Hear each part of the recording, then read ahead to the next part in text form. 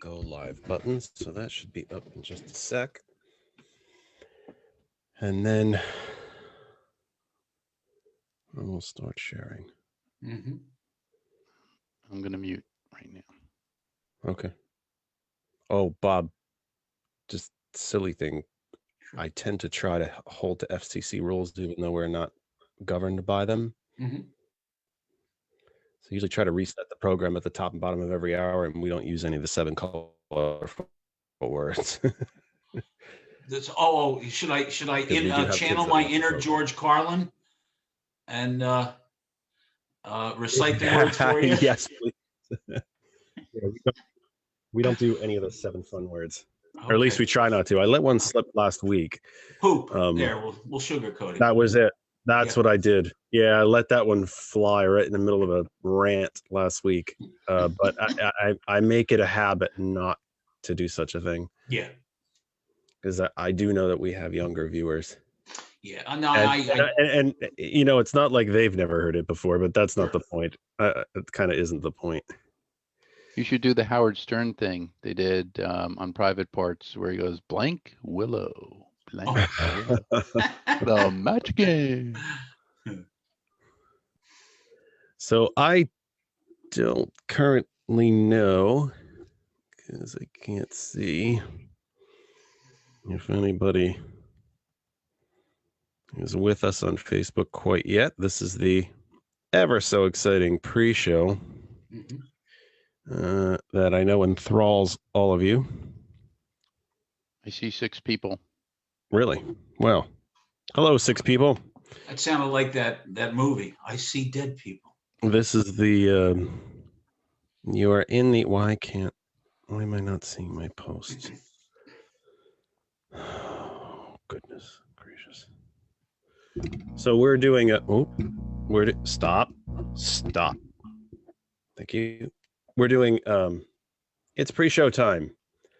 This is the exciting bit where Jeff does all of the sharing of the program to the various national outlets in the hopes that they pick it up.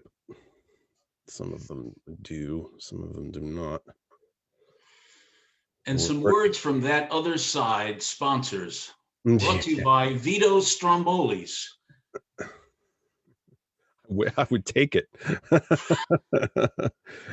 At this point, I would probably take pay in Stromboli. Pepperoni's way overvalued in some places. No greenbacks. Strombolis are fantastic. Yeah. Oh. This is if you want to really go back in time, it's sponsored by the law firm of Dewey, Cheatham and Howe. Oh yeah. How far back in time do we want to go? Oh my God. How far back? Yeah. Oh my goodness. There's about 3 people out there that go, I remember that. And the rest are going, what on earth is he on about? What's he saying? Yeah. Shut up, you idiot. Oh God. Okay. I can do that one. Isn't that fantastic? There. No, there we go. It's already 4:56. I need to shut up and concentrate on what I'm doing here. I can't do that one. I can do this one. So I know all of you that are currently in the Facebook are absolutely enthralled by this process, but it is what it is. It just takes a very long time to do this part. Facebook does not allow you to put all of your sharing into one button. Therefore, it must all be done individually, which I know just keeps, everybody just love this bit. Here we go with the groups.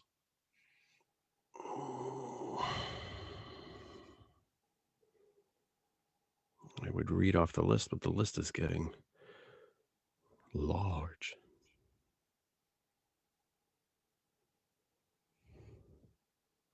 Not that one. We do that every now and then. We send it to a group it wasn't meant to go to. And they are none too happy about it. They are none too happy about it. I sent it to a Charlie Brown fan group once. They didn't know what happened. They didn't know what was going on. Linus told us to do it. Yeah, they didn't. Lucy, she was very angry. Yep. I don't think they knew what was happening.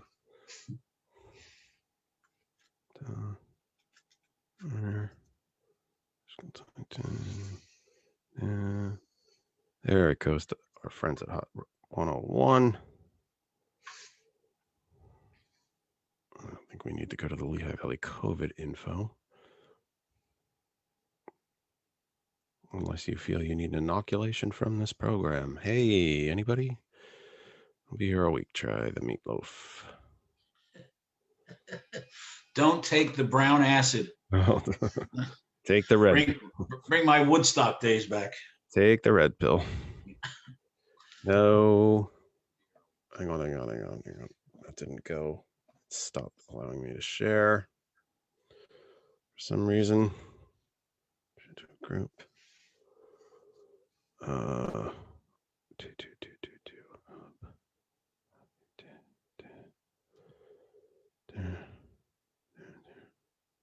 Oh goodness, it changed the whole list.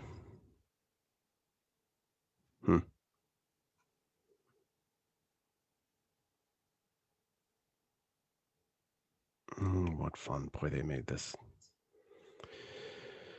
So it kicked me out of the sharing screen. Tried to go back to the sharing screen, and it changed the entire order of the lists. So if you are in a group that happens to get the program twice, I will apologize to you now. And you can blame Facebook because it is really arguing with me at the moment. It isn't merely the amount of pressure I'm putting on my screen to tap the share button that is making this more and more difficult. So there are definitely groups that are going to get this thing twice. And I'm sure I will hear about it. I think I might have got everybody. Now I'm going to hear about that, though, I bet. Now I got everybody. Okay, 5 p.m. Stop buzzing at me. All right, 5 p.m. Just another few seconds. And then we will go to, we'll hit the play button. Oh, it's 5:01. So let's hit the play button for 101 and let's see if we can do. I wanted to do that through here. Oh, crap. Where are you? Library. No.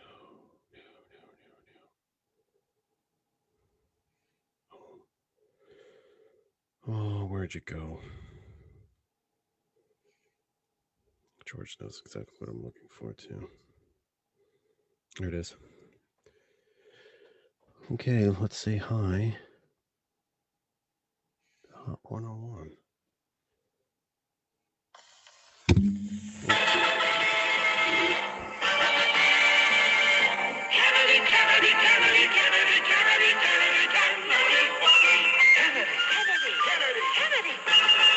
Do you want a man for president who's seasoned through and through, but not so doggone seasoned that he won't try something new? A man who's old enough to know and young enough to do.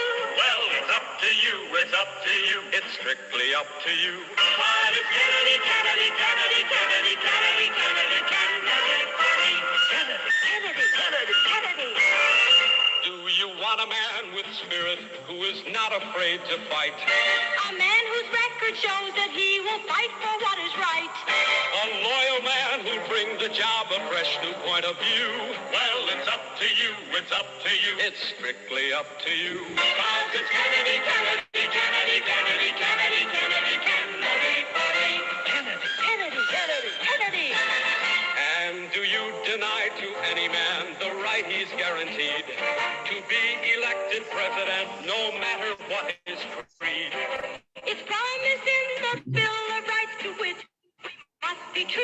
So it's up to you, it's up to you, it's strictly up to you. And it's Kennedy, Kennedy, Kennedy, Kennedy, Kennedy, Kennedy, Kennedy, Kennedy, Kennedy, Kennedy. Do you like a man who answers straight, a man who's always fair? We'll measure him against the others, and when you compare, you cast your vote for Kennedy, and the change that's overdue. So it's up to you, it's up to you, it's strictly up to you. And it's Kennedy, Kennedy, Kennedy, Kennedy, Kennedy, Kennedy, Kennedy,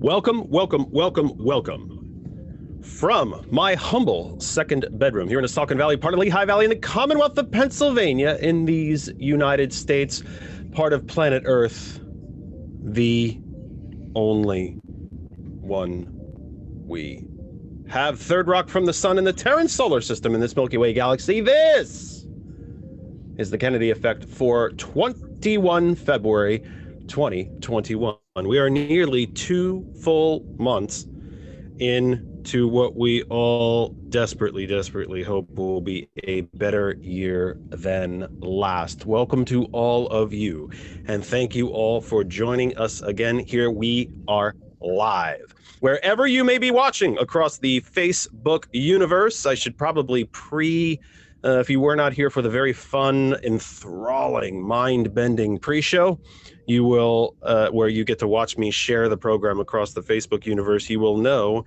that Facebook screen got a little touchy on me, and there are some groups that you may have gotten the program twice. I'll take you know what, I won't take the hit for that.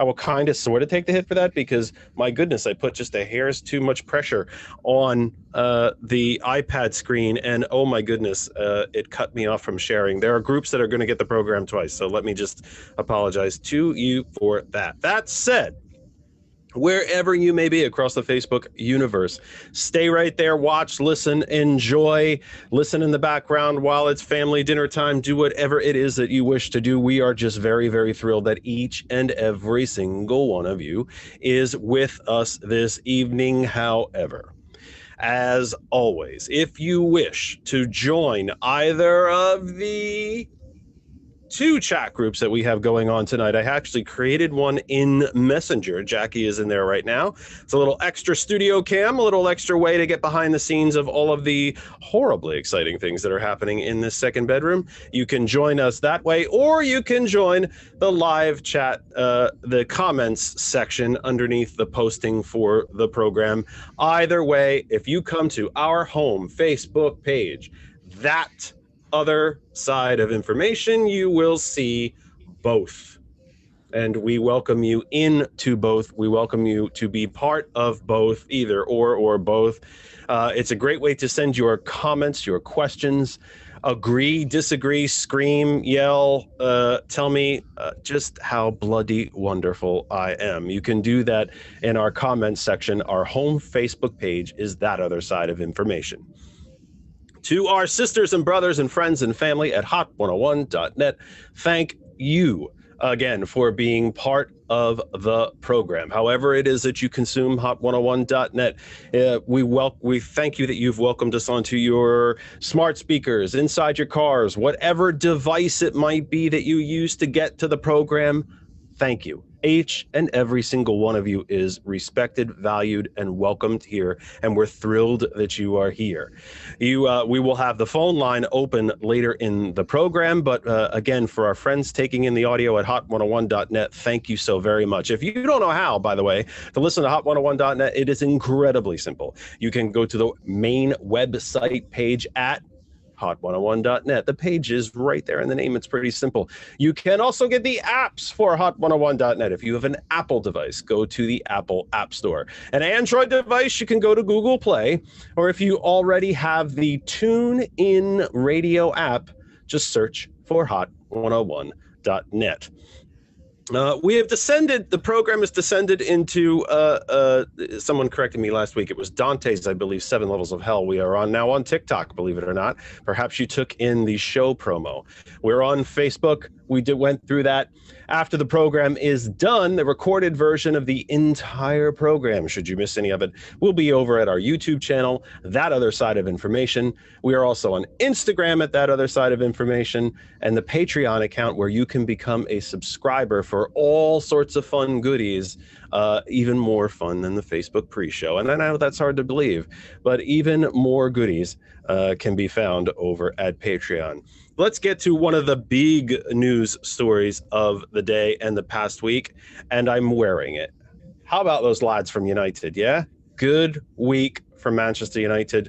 Bad draw last Sunday, but a good, solid, methodical, wonderful, old-fashioned United win on Thursday against Real Sociedad, who is the favorite club of our guest from last week, Paulo Cremides. My club just spanked his all over the pitch last week. And then a good pedestrian win by United today, beating Newcastle at home. They are still second in the English Premier League table. Not going to challenge for the title, kids, but you know what? I'll take the top 4. Let's get us back into the Champions League. I'll take it. And that brings us, after this very long rant, and boy, don't they get long. There's Jackie. I'm waving to Jackie currently. She's waving back at me. We're starting this messenger room. Hey, why not? Let's take a shot at it. See what happens. There's no measure of ways that I will not try to connect you guys to this program wherever possible. That said, let's get to our guest, because he's been listening to me ramble on for almost half an hour now, and he's probably just about ready to, he's probably got a sharp instrument in front of himself, blue camera, and Harry Carey himself at any moment now. Our guest today is Robert Kosch, and Robert is a very varied, wide variety of professions and areas of expertise and so on. But as we normally do, rather than me try to tell you about Robert, I will let Robert tell you about Robert, and then we will break into our discussion for the program. Just again, remember, you can reach us, go in the live chat, send your comments, try the video chat that Jackie's there. You'll get to see Jackie, actually, I think, if I know how this thing works, and boy, Jackie's not happy about that.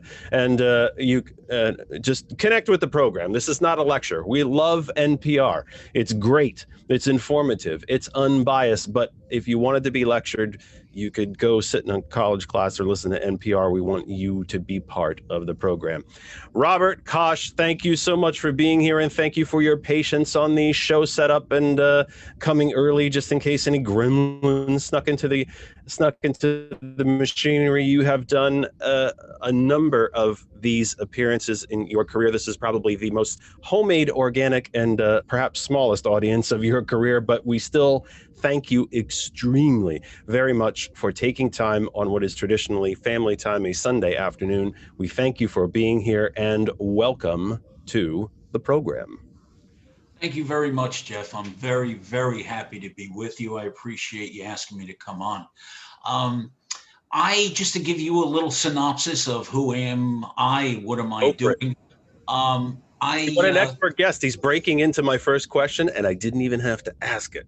This is a primed professional guest. I didn't even have to ask the question, and we're already answering. That's awesome.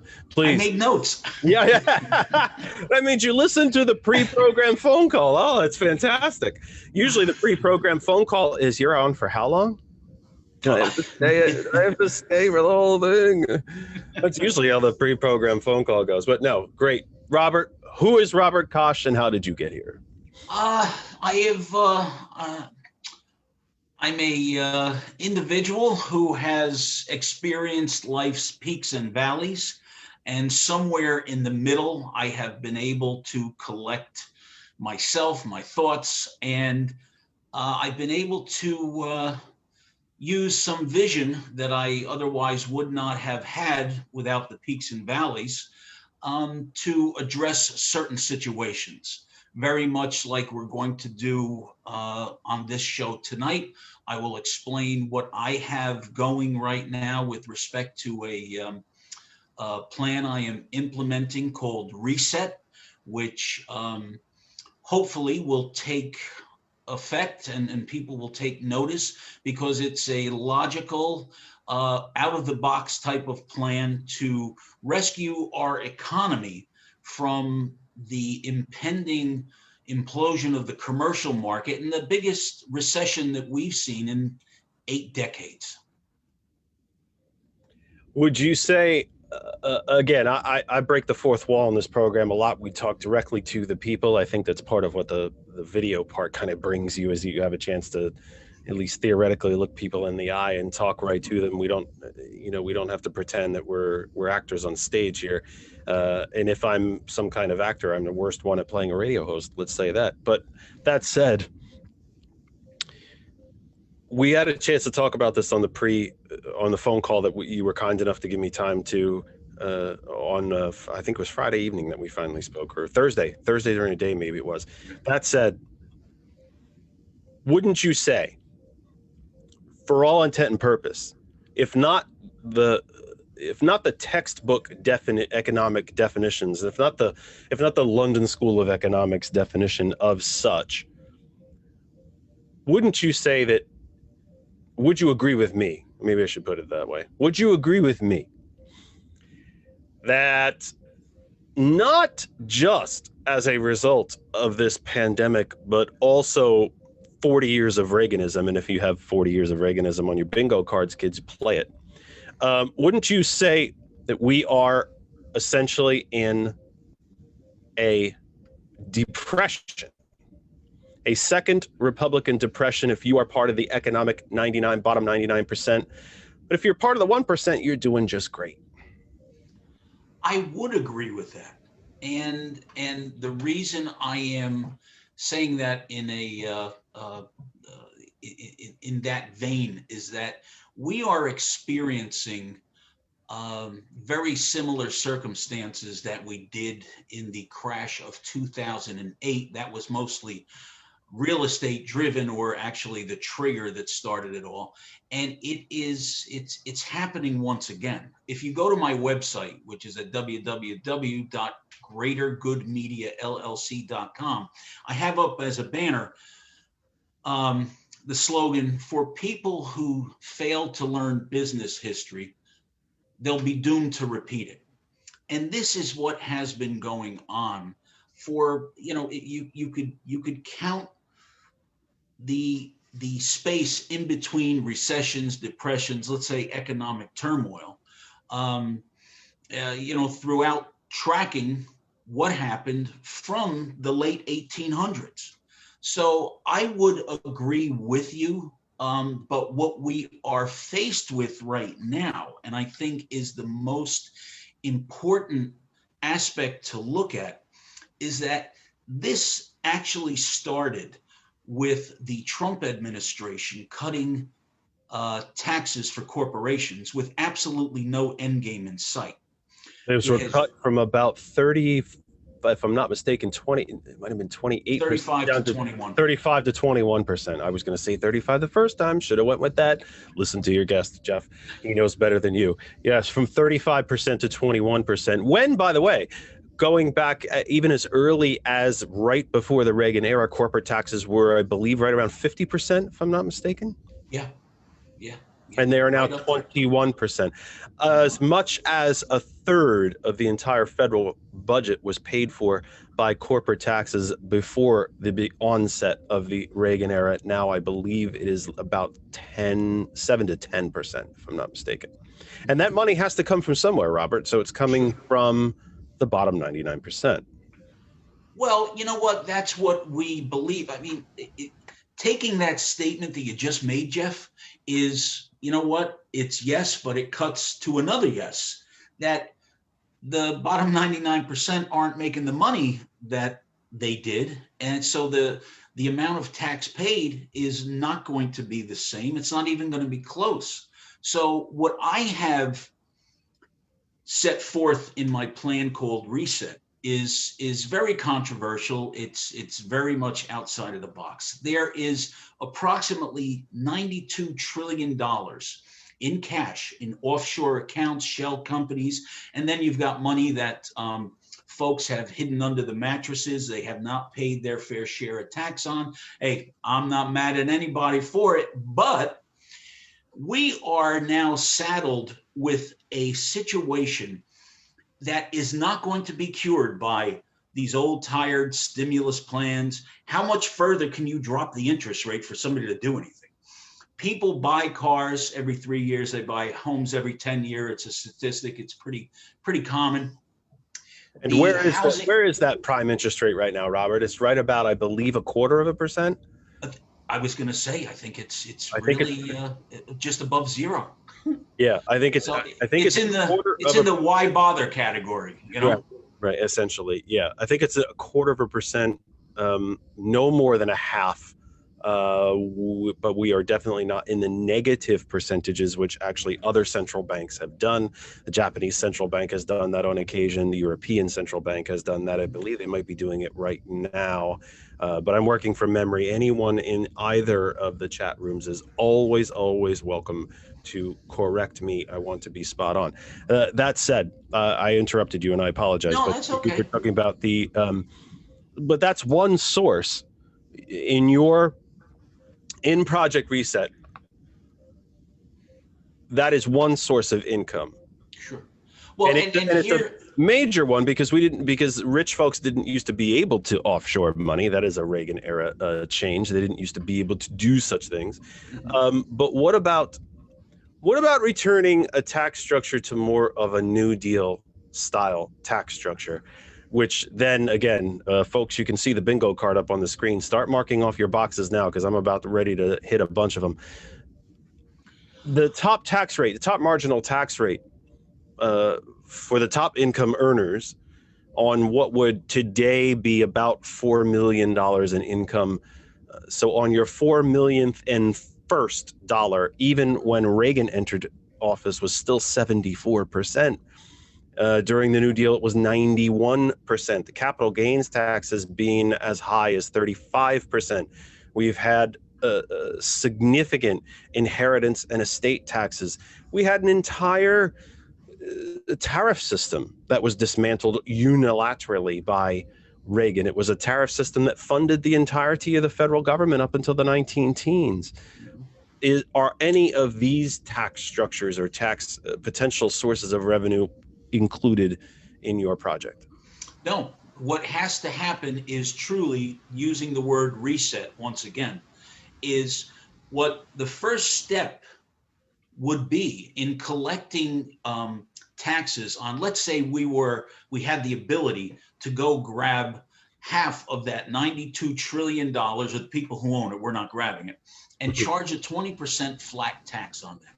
Well, just simple numbers tells you that it's $1 trillion, maybe a little plus, and that would take care of the national deficit immediately. I mean, we're over $1 trillion, but it's close. I'm not mincing, numbers here. But at the same time, it would allow those folks to come into the United States, do business. If this money was tied to any type of nefarious conduct, let's say, because I'm talking about going down and talking to the cartel. They're evil, they're rotten, they're terrible people. But at the end of the day, it's I think I drew this distinction on a number of other shows. You take a young guy who's in the city, he's a drug dealer. He's got his guys out at 6 a.m. every morning. He's got his product taken care of. He's doing exactly what a shopkeeper would do. He has a work ethic. I was in prison for a number of years. I was housed with gang members, Bloods, Crips, you name it. These guys don't sit around all day salivating to just go out there, commit crime, do evil. Everybody really that I have come in contact with, no matter, their history, things like that, people really want to have a fair shot at making a legal living. And that's how great would it be if we could take people like this, say, hey, look, kid, you got a number of dollars. Come on, you're going to come play with us. We're going to, we're all going to make money together. Let's give you an immunity deal from any past, bad acts, and let's move forward. And this is, the same thing with the mom and pop shops that are, hiding cash. At the end of the day, who knows where this whole cryptocurrency and everything is going to be. I think it's time to come to the table and actually see who we are. You got to remember, the US government went to Lucky Luciano during World War II to defeat the Axis powers. Now everybody knows he was the head of the mob. So why are you asking someone like that? Because he's, there's not just pure evil. I don't want to beat that in the head too much, but this makes sense because if you're able to bring that kind of money to the table, allow these folks to do business in the United States. Some of their money would be dedicated to doing short-term loans for businesses, to rescue the restaurant industry would be wonderful, or just, make the world economy a little more stable. I mean, we're sinking over here. This is just like the movie The Big Short, because there's only a handful of people who are seeing this and actually recognizing what is going to happen in the next 2 years. And it would be a disaster. This is money we do not have to pay back. If it's lawfully taxed, it's time to reset. It's time to really go over the nuts and bolts of who we are and how we want to direct ourselves. I mean, you got to look at, it was 1893, Grover Cleveland actually had to go to JP Morgan and borrow $6.5 million in gold just so the dollar wouldn't collapse and leave the economy in ruins. This is stuff that has to be looked at. It has to be addressed, because this is a situation that doesn't solve itself by keeping by making loans, by constantly sending people stimulus checks. How far does that money go? Not that far. It doesn't the way that we do it here, as we are the only OECD country that is not providing backstop payments on a regular basis, either weekly or monthly, to their own population. The UK is paying 80% of salaries.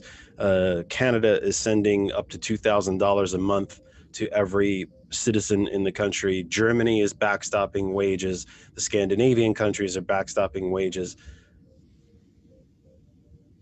Isn't the idea, and by the way, we're having verbal shooting wars over whether the bottom 99% in this country, especially the poorest 40%, can even get $600 or $1,400, because we can't send 2,000, but at least 6 and 14 equals 2,000. But we can give $1.5 trillion. Actually, it's really more like $2 trillion in 2017 in tax cuts to the top 1% and the largest corporations. I understand the point of view that you're making from the repatriation of this money, but I'm curious why, or if you do, maybe I'm putting words in your mouth that I should not be doing. Why we're not considering a reset of the tax system, the progressive tax system, a New Deal style tax system, a tax system that, by the way, goes back to the framers, Jefferson and Madison themselves, who fought for a progressive tax system and an inheritance tax and an estate tax, and why we wouldn't reestablish Alexander Hamilton's Principles for an Industrial Society, under which VAT taxes and import taxes and tariffs played a tremendous role. Why have you either decided not to look at those funding sources, or are they a further step down in the process part of your plan source? I think you couched that very well at the end. It's not on the top 3 rungs of the ladder in my mind, but when, once again, going back to reset, is if we look at once again with the tax code is just, you have to be a superhuman to really digest and review and then apply all of this law. It's the same thing with immigration law. It's time to come back to the table and say, I mean, have you ever looked at, I'm here in New Jersey. I'm a certified paralegal. I do a lot of appellate work and stuff like that. The court rules have gone in years from a few hundred pages up to 2,500 pages. You just don't, we're overcomplicating our lives. We're overcomplicating freedom, democracy. We really have to sit down with each other and look at where on earth we're going to end up as a society, as a country, we these numbers can't continue to happen. The 99% have to do something, or they have to be able to come on into the race and actually have a fair opportunity. I was discussing with my sister just last night about, I live on the barrier in New Jersey, and Superstorm Sandy just kicked the living daylights out of us. It just destroyed homes, and there's a particular destroyed towns. Oh my! Oh, I mean, well, that's where I'm going. Yeah. They took an entire segment of beach population, which had smaller bungalows on it, which allowed middle-class families to come down and spend 2 weeks, a month. They're all gone, and they're building homes for $1.5 million, $1.6 million, like it's nothing. That is so unfair. When I was younger, me, my brother, my dad, we used to go out and collect newspapers twice a week on the garbage piles and go sell them on the weekend for weight. And that's how we afforded to have a nice vacation. You can't do that anymore. It's a crying shame, because people aren't enjoying life the way I did when I was younger, or at least have the opportunity to do something. What, you have to make $1 million a year to be able to come and stick your toes in the Atlantic Ocean? It's these types of things that really should change to make life easier, make it more enjoyable, and just have everybody, have a piece of that pie. Actually, you made me think of FDR's Economic Bill of Rights, among which was the right to recreation. Mm-hmm. He actually felt that it was an economic right of working Americans to be able to afford leisure time, be able to afford 2 weeks of vacation. And that's what you made me think of there. 5:30 Eastern time in the United States, the 21st of February, 2021.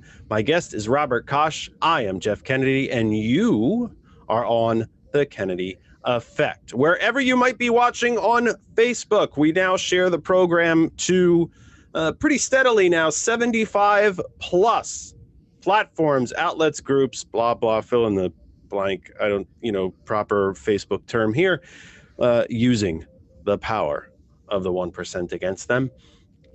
Watch where you are, enjoy, listen in the background, have dinner with the family, engage us, learn something, all of that fun stuff. You can do that anytime, anywhere you wish across the nearly 75 to 80 plus places that we share the program. However, if you wish to join the interactive chat, there are 2 of them going on right now. We have a video one going that absolutely no one is in at the moment. We have that going, a little extra window into what happens here in the studio. You are welcome to join us there. I will see you. You will see this face made for radio. We also have a live chat going on in the comments section, he tried to say, of the post on Facebook. 7 folks in there at the moment. You can share your comments, questions, scream at me, agree, disagree, whatever you wish. We just want you to interact with the program. That is at our home Facebook page, That Other Side of Information. Sisters, brothers, friends, family at hot101.net, listening around the globe. Thank you for being here. If you do not know how to listen to hot101.net, it is very simple. Go to the main website page. You almost said Facebook page. They do have a Facebook page as well. Getting all my terms mixed up. Go to the main website, hot101.net. You can listen through the 2 apps, the hot101.net app for Apple in the Apple App Store, and for Android in the Google Play Store. Or if you have the TuneIn Radio app, you can just search for hot101.net. The Twitter page is open. You can live tweet me. I'm still kind of look like one of those weird, like, stalkery type Twitter people, because they follow an awful lot more than follow me. All the places that you can find the program: YouTube, Twitter, Facebook, Now, believe it or not, TikTok, Instagram. Give us a like, give us a follow, subscribe, whatever the proper term is, depending on your platform. Be part of the program. You know how much I hammer this home every single week. We want you to be part of the program. I love speaking to you. I love doing the program, love seeing you all in the chat and so on, but I don't like to lecture to you. We want to hear from you. Type in your comment, call the program later, send us a tweet, whatever floats your boat. But we're live, we're here, we want to interact with you, and let me know after, it's the bottom of the hour. We do the reset every top and bottom of the hour. Robert, data history shows us that when the top marginal tax rate is at 50% or higher, countries largely avoid, I can't say exclusively, that would be incorrect, but largely avoid the sweeping economic ups and downs that the United States has gone through in just the last 40 years since the onset of Reaganism. We did have the big recession in the late 70s, largely caused by the oil embargo and so on. But these terrible economic cycles that we've seen since 1980, where there's been, just off the top of my head, probably 5 serious recessions in the last 40 years. Why would we not look at restoring? I know I'm kind of beating this point because I'm trying to see where you're coming from here. Why would we not restore the tax system and tariff system that we had before Reagan? Number one, I would not use the word restore. I say that respectfully to you because things have to change. What killed us, and once again, going back to Reagan's economic policy, trickle down economics. If you talk to any real Republican or economist that leans heavily right, they're going to tell you that they think they achieved something by showing that the economy has elasticity, which is just a pile of nonsense, because they're saying yes, it is. We can show that you can drive the economy up and then let it go. And this is what the prior administration tried to mirror, and they failed miserably, because we are saddled with debt. I mean, it couldn't have happened at a worse time. This all started before the pandemic. So everybody's saying, well, he shouldn't be blamed because it was really the pandemic. It wasn't the pandemic. Put your glasses on, be logical, start and think. Because what you just said. Pull up your big boy pants and join the parade. Yeah. Well, no matter how you look at it, Again, though, when you cut revenue, let's remember that Reagan's vice president, George Bush Sr., during the Republican primary prior to 1980, called trickle-down economics voodoo economics. He made it very, very plain and very, very simple for people to understand. You cannot cut your sources of revenue and expect to get more revenue. It's just that simple. Farmer and you have 10 acres, you don't get more crops by only planting 5 of the 10 acres. So it would seem to me, and when the wealthy and corporations contribute more, it allows the government to spend more and to insert itself into the economy, especially at times like this when it's needed, and not borrow or create money out of thin air the way the Fed has created roughly $30 trillion since the onset of the pandemic, $7 trillion of which bought private bad corporate debt to keep the markets afloat. And remember, by the way, folks, I was going to get into this later, but my brain has triggered it now. The stock market on January 6th was perfectly fine. It didn't dip by 10,000 points. It roared on as if nothing was happening while there was an armed insurrection happening in the Capitol.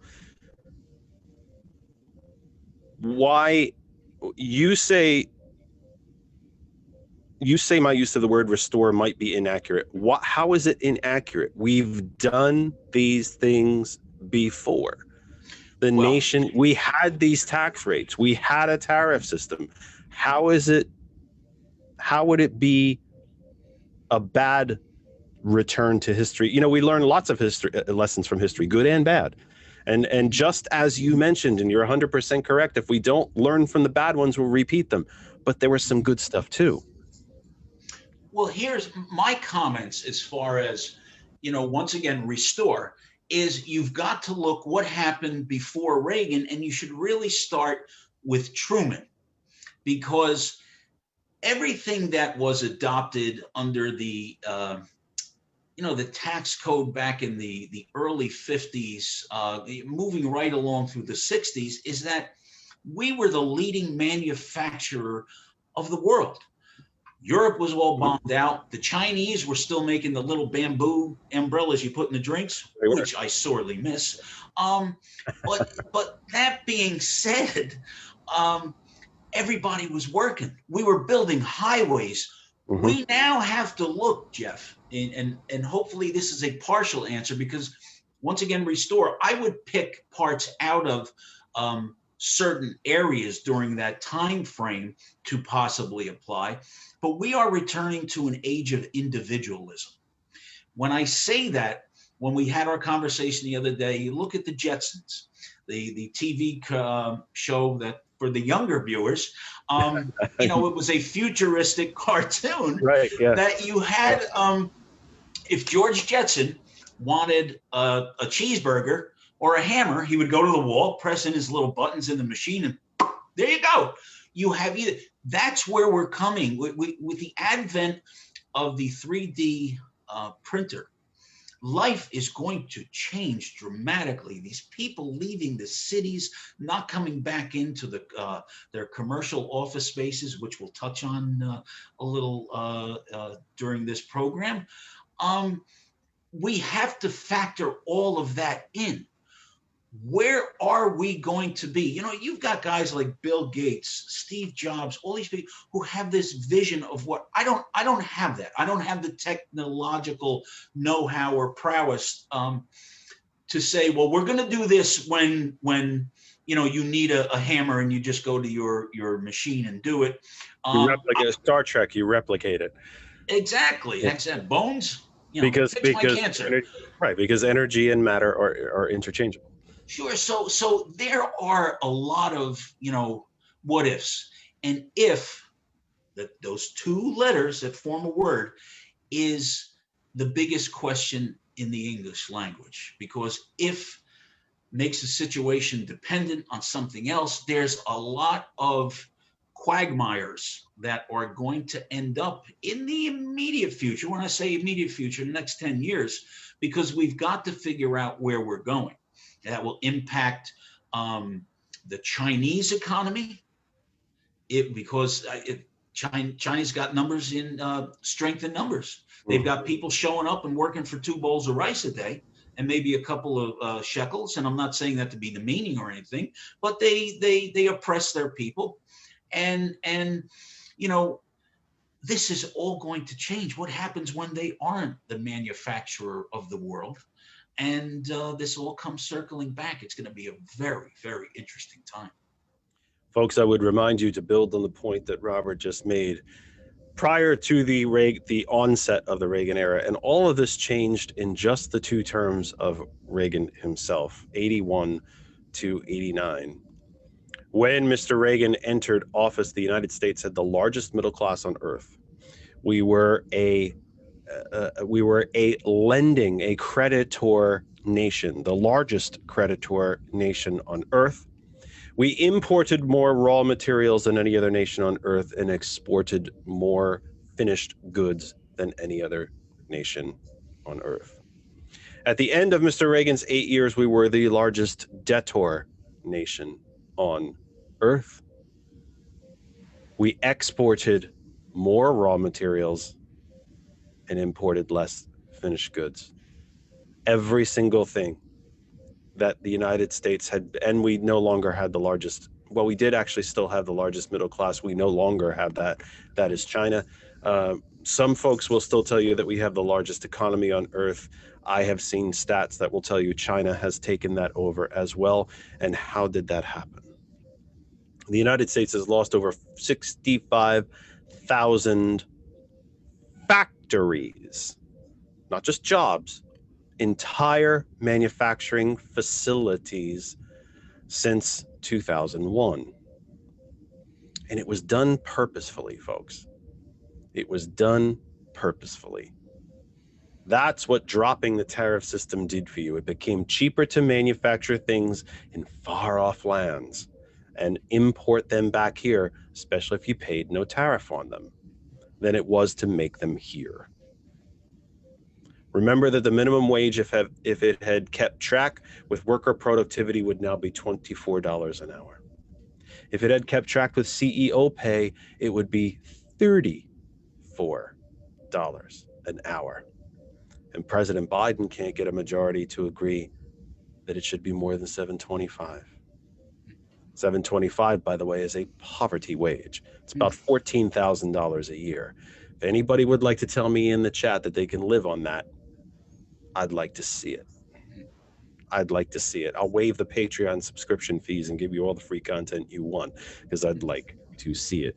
Robert, there's a couple of comments in the Facebook live chat because I make so much of an effort to try to get folks to interact. I want to jump to them before my brain takes us somewhere else. Sure. And that will happen, by the way. I will go down some rabbit hole and I'll forget, and I don't want to do that.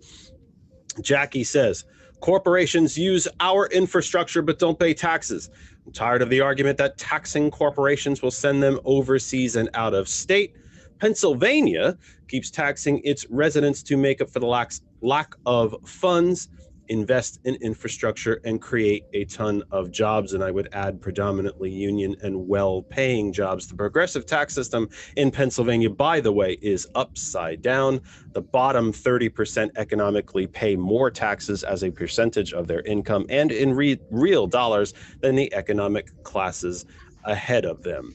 Robert, infrastructure spending, is it a cure, not a cure-all, but is it one heck of a really good cure, or at least cure a lot of symptoms? Again, we've done it before. The New Deal built schools, roads, hospitals, post offices, dams, the electrical power grid, the telephone wired grid. It built, hydroelectric dams and on and on and on. The Eisenhower Interstate Act, Eisenhower built the original set of interstates. Is infrastructure, and again, I would tie it back to the I'm going to bug you with it, to the restoration of that tax structure to pay for said infrastructure. Is infrastructure the cure that we need? It's a big part of it, and once again, I'm going to like your word restore for this subject matter because we're going to have a battle of wills over the word restore today.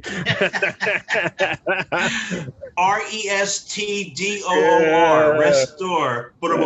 Yeah. I'll be here all week. I'll be here. Try the meatloaf. Yeah. now, but what you're saying and what Jackie's question is valid. It's logical because as you were asking the question, I'm thinking to myself, I drive into Manhattan quite a bit. Mm-hmm. I drive under all of these bridges that just look like, dear God, get some dental floss, tie the girder up, do something. We could start, and I have to give it, I am no Trump fan whatsoever, but you have to give it to him where he at least started some of this stuff or suggested it. Everything that Eisenhower did now needs a good bath and a wash. Again, we stopped the overwhelming amount of infrastructure spending again in the Reagan era. Mm-hmm. It became, if it wasn't profitable, we didn't spend money on it. But isn't that the way to actually get something done for the good of all the residents of the nation? Again, literally in this case, to build a more perfect union. Sure. And put cash in the hands of the people that need it And not only need it, and I'm not telling you anything that you don't already know, the people that will spend 100% of those earnings just to keep themselves afloat. Another $1 trillion tax cut on Jeff Bezos means he gets $1 trillion more to put in the bank. He doesn't spend it. He doesn't use it. That's the myth of trickle down. But somebody who's making 7.25 and gets their minimum wage sent to 15, or a construction worker who's out of work in fill in the blank, could be anywhere, now gets a job building an expansion onto an airport because the government is paying for it, New Deal style, makes $20, $25, $30, $35. He goes home, he spends probably every damn dime of it. Mm-hmm. Mm-hmm. Well, we'll stay there for a minute, because aside from the bridges and the infrastructure that needs desperately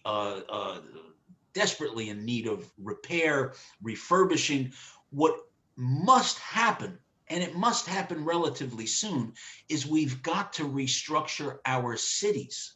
Now, that alone will create huge amounts of jobs. And if dear God, if some... But the water mains in New York City, some of them are over 100 years old. They've been building another water system that runs, that actually hugs the one that comes down from the reservoirs upstate New York. They've been working on the channel, not the channel. What is they have another Second Avenue subway they've been working on for over a decade. Thanks. That's what I was looking for. But you've got to take, and this would be a good segue to get into the commercial market and its implosion, because you have got, I invest in municipal tax liens. They are a tremendously secure investment, very low risk, and statutorily it yields 18% on your money. And you're actually buying a tax lien, a delinquent tax lien, actually helps towns and cities get their fire protection, garbage removal paid, all that stuff. But you've got these factories that are laying dormant in Newark, in Trenton, and that's the best you can do, is think of, hey, I'll make condos. Oh my God. We don't need another condo. We don't need a townhouse. Townhouses are the row homes of the future. You don't need it. There needs to be restructuring. There needs to be rezoning. There needs to be just a reset of what we're doing in total, completely. A fundamental look at our economy from top to bottom is what you're basically talking about. Yeah, soup to nuts. Kristen asks, how can we adapt the tax code to the age of automation? I think we touched on it a tiny bit, but let me get to the rest of it. In particular, I'm thinking of things like payroll taxes, which are used to fund Social Security and Medicare. How do we ensure funding for these programs as more and more jobs are automated? And I think it kind of speaks a tiny bit to what you were talking about before, how the economy itself is going to have to really do a fundamental function, a re-examination is the word I was looking for, of itself as, again, you talked about the Jetsons, as we do automation, as we do to, I mean, do we have to look at either the universal basic income? Do we have to look at, I'm a geek. I mentioned Star Trek earlier. Are we looking toward moving to a society where literally cash means nothing, where money means nothing? In fact, it was a question I thought about earlier for you in the week, and I'm glad. Oh God, I'm glad I remembered. Well, I've had the same $150 in my wallet for probably 3 months. Mm-hmm. I've barely used any paper money. The government itself even, and of course big business, of course the credit card companies, continue to seem to push us toward this cashless society. The Federal Reserve created $30 trillion in wealth out of thin air, probably in all likelihood by having a computer like you and I are speaking on right now, having a spreadsheet and typing some numbers into a box.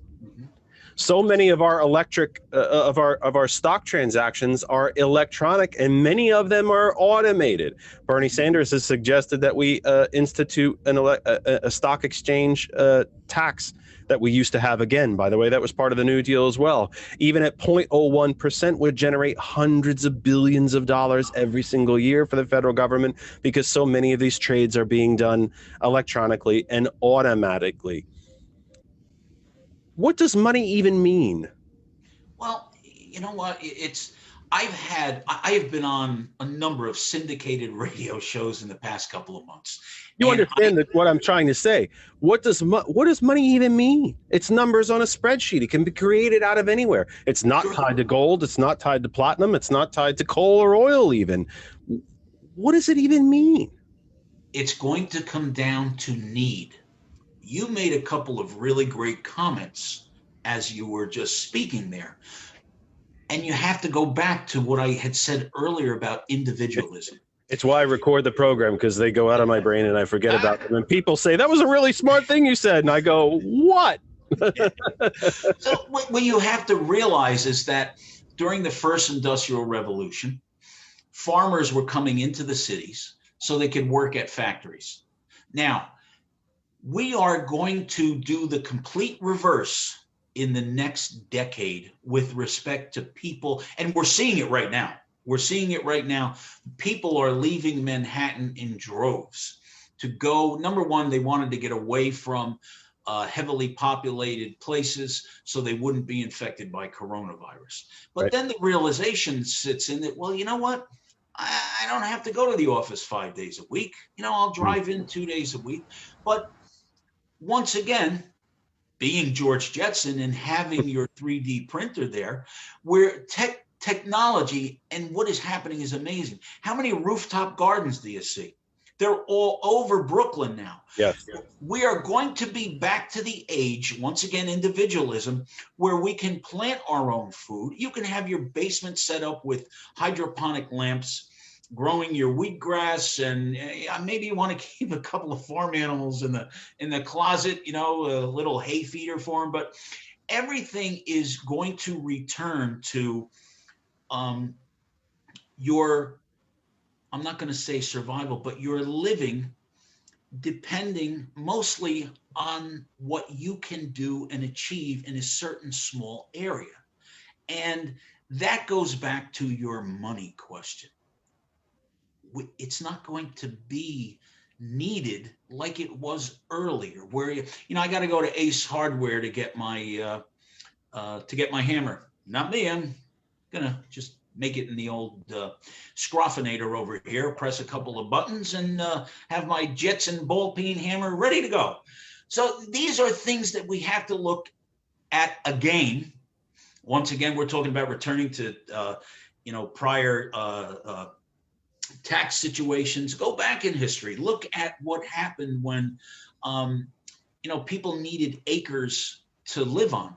You don't need that now. You can do everything very, very soon. Your second floor apartment, with technology coming on and doing what it's doing.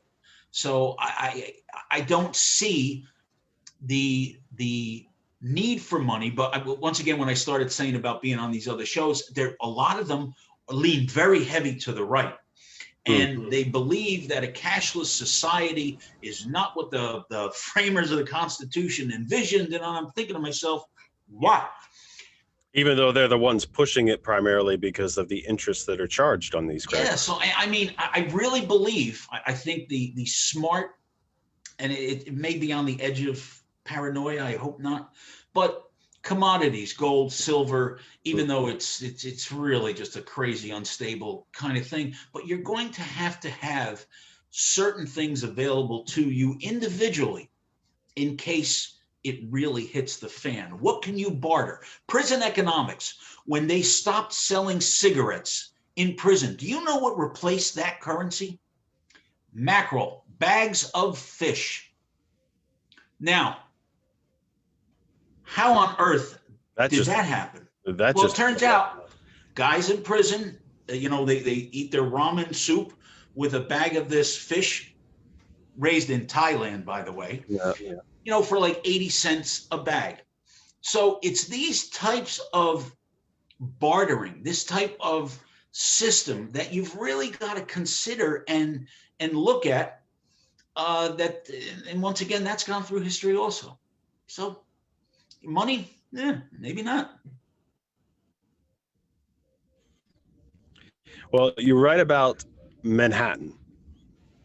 Population is lowering in Manhattan. Rich and poor alike are fleeing Manhattan, but the general population trends throughout the country is actually an emigration, if I'm using the right word, emigration back to the cities, away from rural farmlands because of the implementation and the incentivization. I'll get that. I know what I mean. Incentivizing of the development of factory farms and the crushing of the local family farm. Again, thank you, right wing. So I think you're right about Manhattan. It is, and it's actually become in the mayoral race an issue of how do we get people to come back, quote unquote, back home to Manhattan. Instead of fleeing in the way they were, and they were fleeing the pandemic. Let's just be honest, because when you put that many, we're told not to go into these meetings in crowded spaces and don't have too many people around you and so on, and then you have 8 million of them on a little island and little pieces of other islands. But yeah, that's an interesting trend. The trend is to return to the cities, and do you think that is it kind of leads more into your Jetsons type scenario, that the cities are becoming again the hubs of economic activity? That's where the jobs are, that's where the pay is, it's also where all the technology is.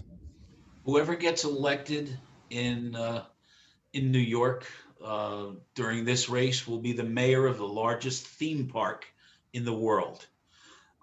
Manhattan, which I love, but it no longer has a need for the population that it now has with it.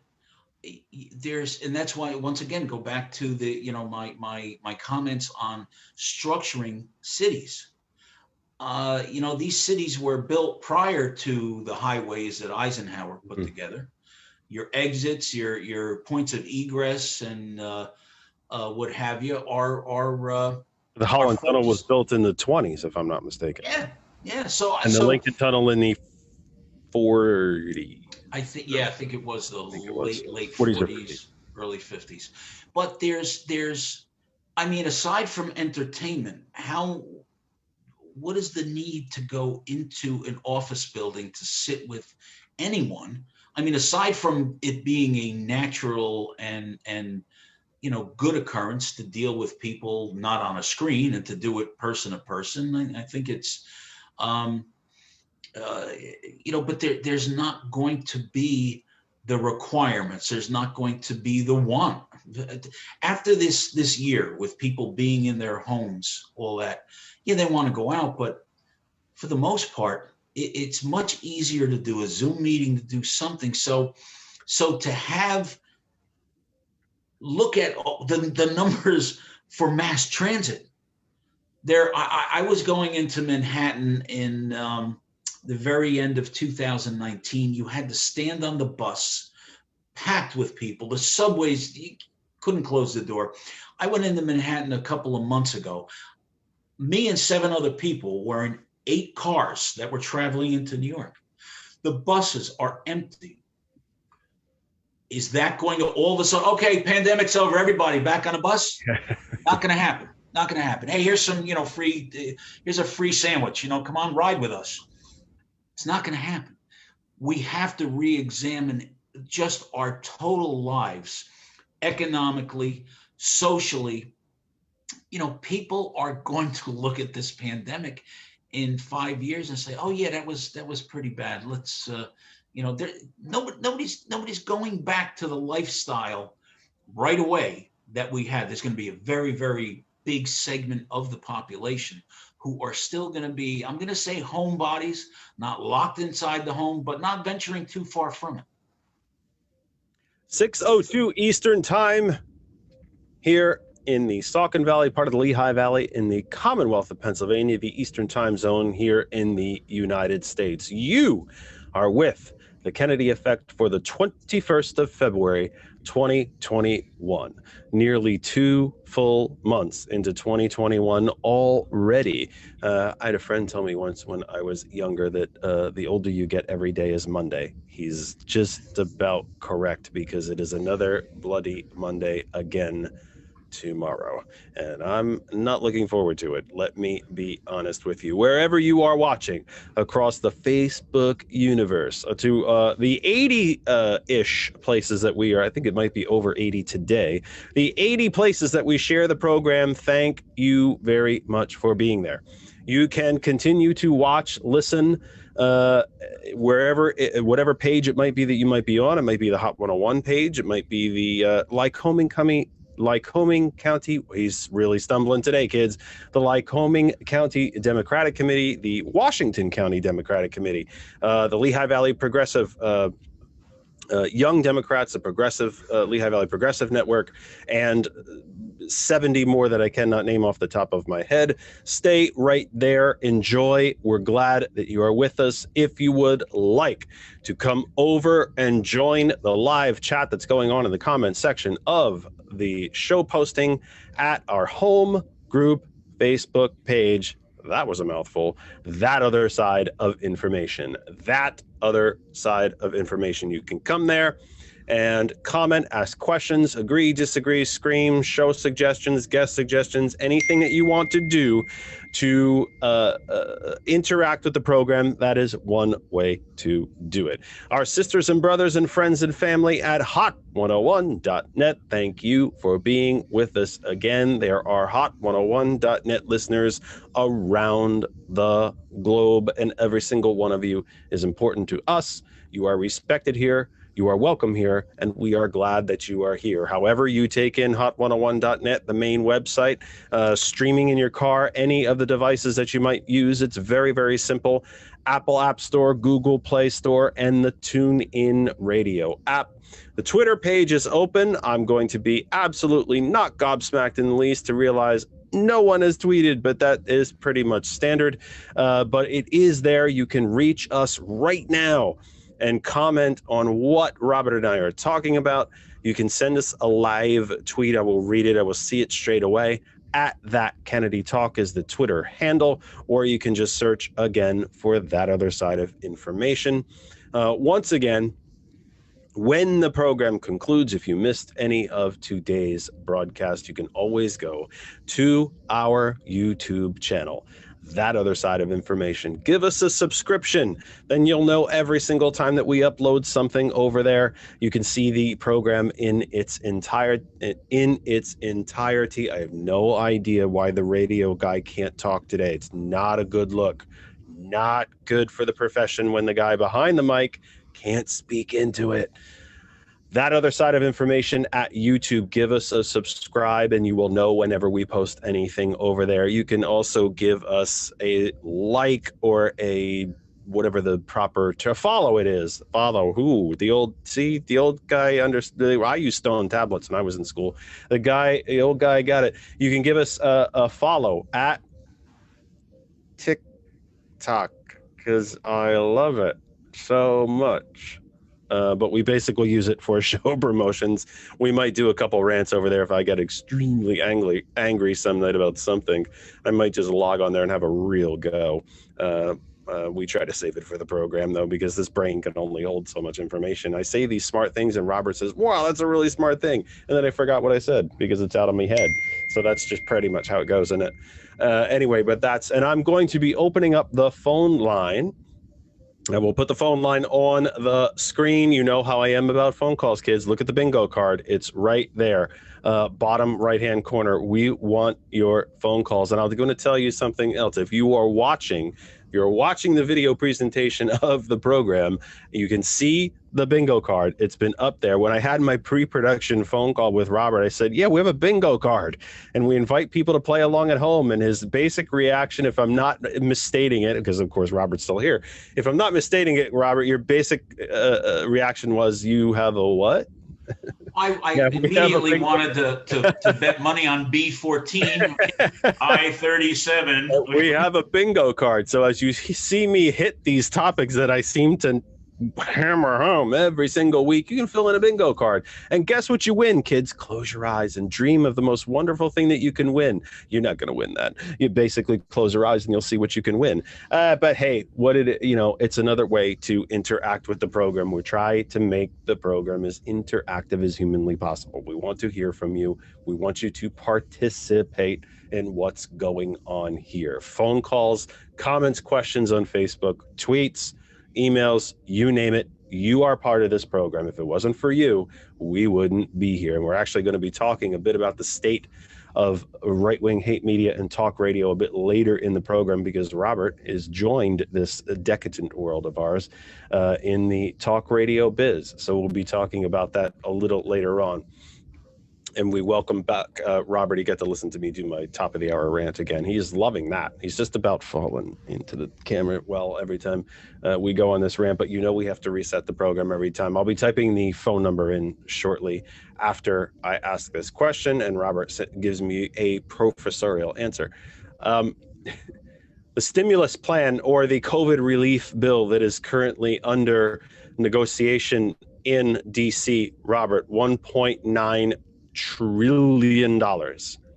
Included in it are things or such items as $20 billion for veterans, another $40 billion, I think it is, for vaccine purchasing and distribution. There's a $15 minimum wage in there.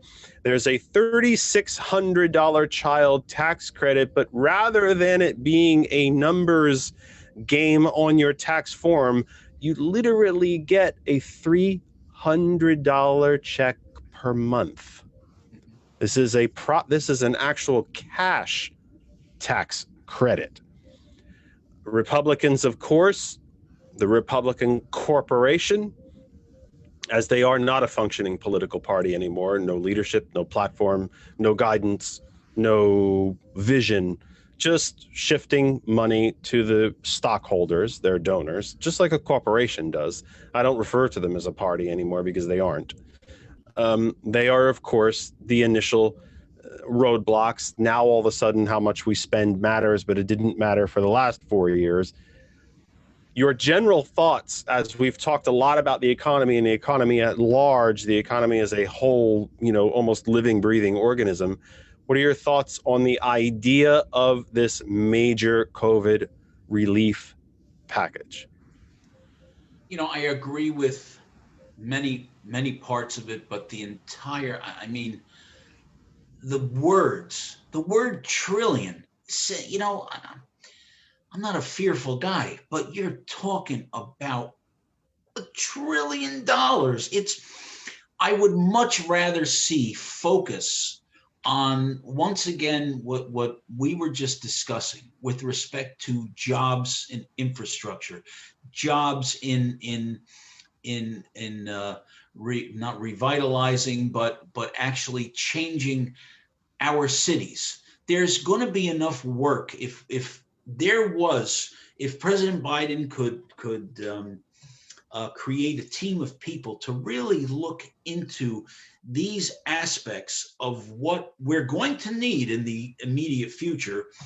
It's time to, and I'm not going to use the word dismantle, even though I just said it, but so much has got to be done with it. We don't need the cities in their present form. We don't need it. As far as the minimum wage, who can argue?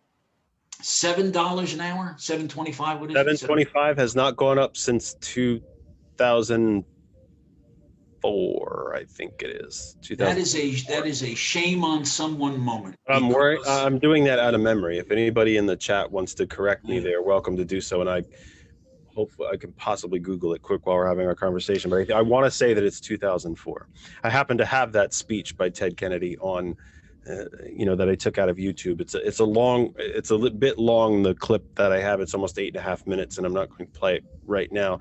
I need to try to edit it and get it down to that main quote that I'm sure you remember from Senator Kennedy's speech on the floor advocating for a rise in the minimum wage, when he stared down, screaming to the Republicans, literally to his right on the Senate floor and left on your TV screen, and screamed, "How much more do you want? What does it take for the working people of this country to get a break. Exactly.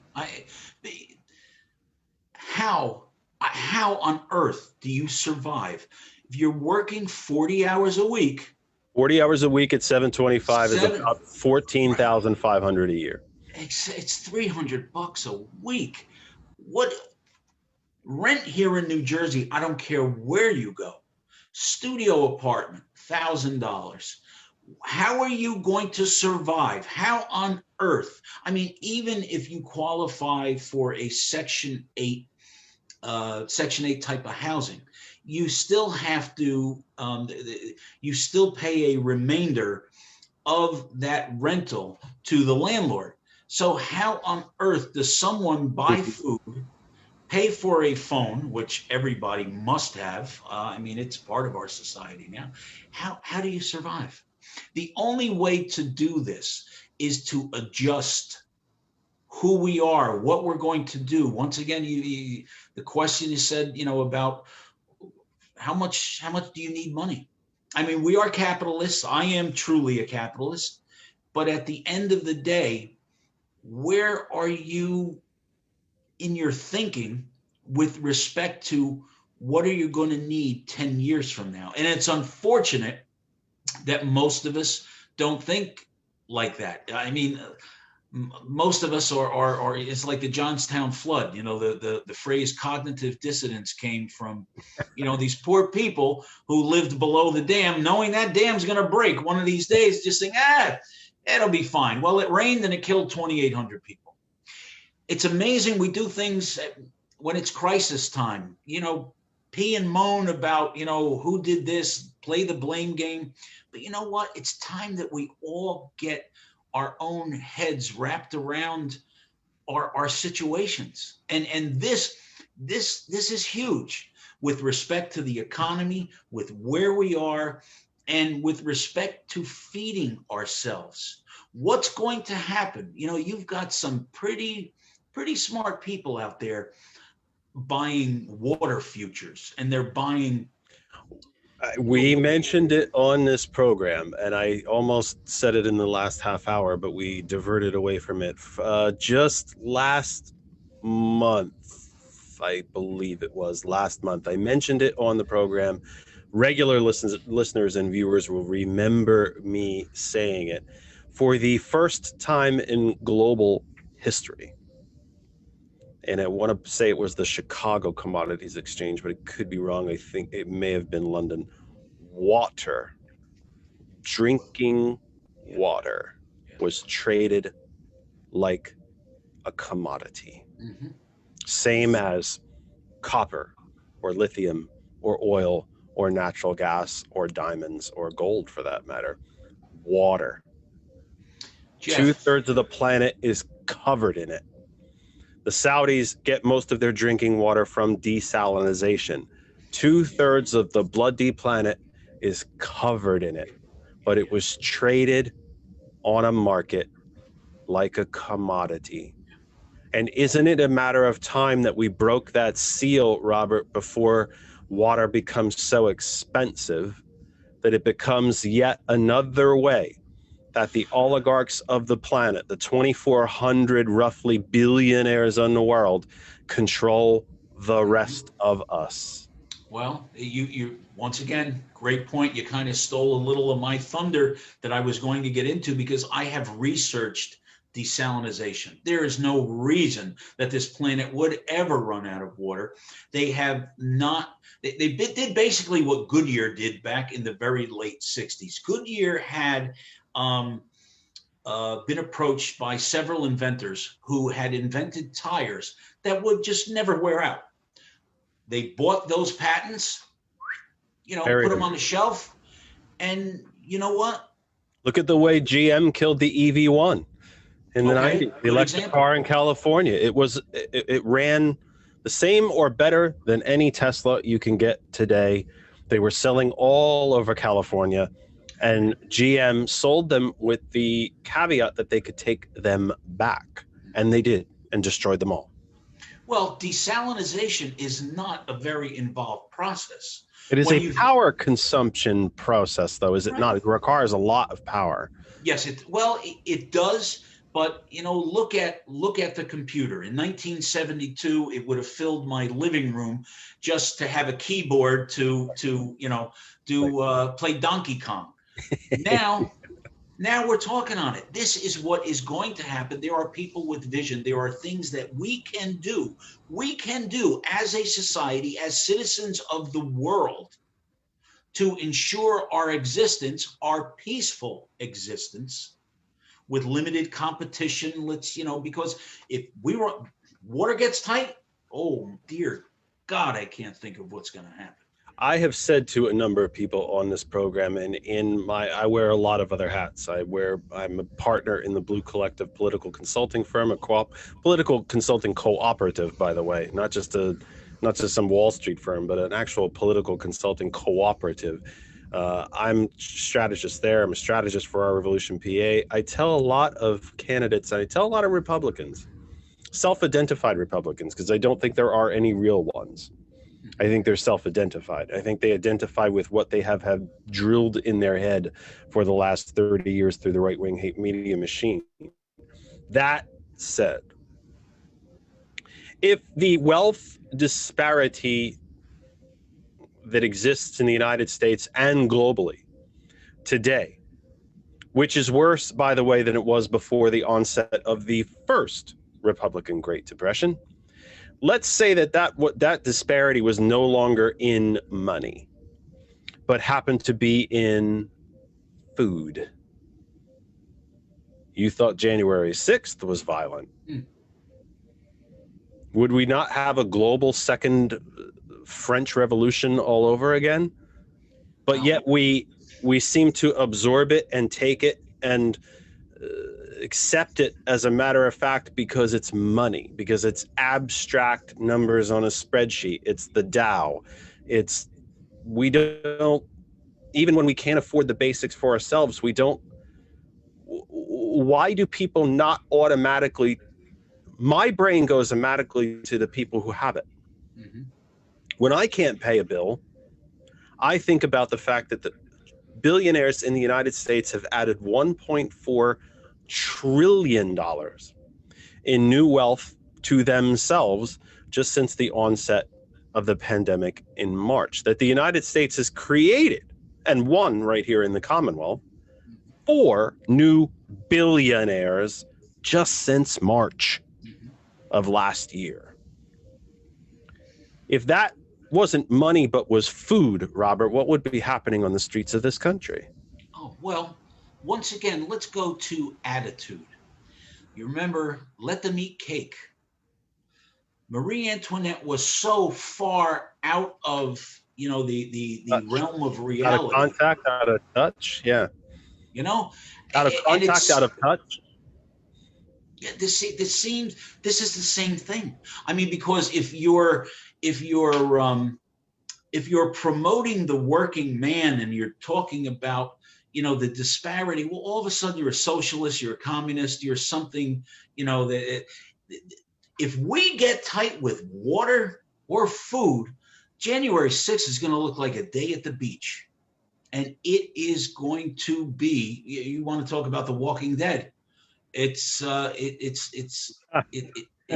end of the world as we know it. It's one way to look at it. Let's go back to the comments on Facebook. That other side of information is the home group Facebook page. There are, at this very exact minute, 8 people in there. You can add a comment. I'll see it. That's essentially what we call the live chat. Jennifer says 2009 was the last time the minimum wage was raised. So correction right there. I had that one wrong. I could have swore it was 04. Could have swore that Kennedy speech was from 04. George, our producer, who's on screen, he has the bingo card on screen for us, puts here for me to read, because, occasionally I can read. The number of minimum wage workers increased considerably from 2004 to 2009, as all those earning the previous minimum wage, which was only $5.15, joined the many slightly higher earnings in seeing their hourly wage pushed upward to the higher 725 by July 2009, to reinforce the point that Jennifer had made. George also adds, Wall Street has begun trading water as a commodity like gold or oil. The market allows farmers, hedge funds, of course, hedge funds, and municipalities to hedge bets on the future price of water and water availability. Then that comes from, in the American West, comes from an article published December 8, 2020. And George has put the link to said article in the comments on the Facebook homepage. Feel free to click on it and read the article. Where you mentioned cognitive dissonance, I was trying to save right-wing hate media and your very gallant entry into the realm of talk radio, as we talked about when we had the opportunity to talk, earlier in the week. What is the role of this vast machine in creating the cognitive dissonance that we're speaking of, where a person becomes more overwhelmingly concerned with whether a mythical black-suited United Nations force is going to come and take their gun than they do the ability to see a doctor or feed themselves or keep a roof over their head, or their child's public school class to have 45 students in it instead of the recommended 15 to 18. Where does that dissonance, where does that separation from your own day-to-day come from? Comes from fear and greed. I just had a lengthy conversation about this a few days ago. It is, and the conversation was, we know people who, these people are getting a welfare check. I'm not getting a welfare check. I got to work for a living. Ask that same person, well, would you give up what you have right now so you can get that welfare check or go live like that? And all of these comments, all of these things are out of, once again, it's greed. Not so much greed for money, but greed to feed your emotions. The need to be better than another person or group, or to have in your belief system, when you replace facts with fantasy, and that fantasy your mind accepts and allows you to function, that's something you got to have a talk with yourself about that. Because if we have realized nothing since 2016, is that things they were decided on Twitter instead of assessment analysis. It was all done on, well, Mexicans are rapists. Dead people voted. No, there's nothing whatsoever to support factually what your conclusions are. I don't know. Like I said, my answer, it's out of fear and it's out of greed. And that's the best I can do, because it is bizarre, to say the least. To follow QAnon, I think I mentioned, I'm going to create Bobanon. It's going to be my own cult. I'm going to print my own money in Bob We Trust. It's going to be party like it's 1999. It's just, I don't know. I just don't know. Both frequent guests on the Tom Hartman program, which I told you during the phone call, he's an absolute hero of mine. And if this program could reach an nth of the success that he's reached, I'd be very, very glad. George and I would be getting paid for a living, and we'd be doing the program, every single weekday, for $7.25 an hour. Yeah, well, we're at a negative $7.25 an hour, I think, right now. George and I both lost money on this program. But two of his frequent guests, one is Professor Jeffrey Wolf, the economist, and the other is Dr. Justin Frank, whose most recent book is Trump on the Couch: Inside the Mind of a President, have both identified a literal psychopathy that goes on in the mind of the billionaire, that for part of what you just mentioned, they're better than everyone else. They've worked harder than everyone else, and that's why they have the wealth that they have. This idea of the non-existent but created out of thin air, as we talk about money being created out of thin air, this created out of thin air wealth doctrine, this biblical wealth doctrine, that who do we know who is supposed to lead us as the leaders? Will look to the people who have all the money. A literal created out of thin air doctrine, the wealth doctrine, the chase of wealth, and that the people who have it must obviously be the ones blessed by God, and they should be the leaders. That hoarding this money, what is a man like Jeff Bezos or Elon Musk going to ever do with $200 billion? It's a hoarding situation, no different than the older woman on the corner of your block who has 67 cats, or the 90-year-old guy who hasn't thrown away a newspaper since 1938. Why do you believe, because you have conversations with folks in the 99% all the time, I'm one of them, where do you believe, again, hammering on this idea of cognitive dissonance, where does that separation come from?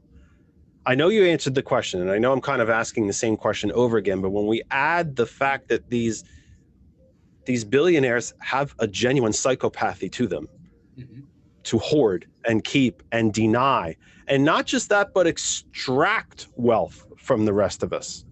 All the new wealth, 100% of the new wealth created since the George W. Bush administration, since he was installed in the presidency, has gone to the top 1%.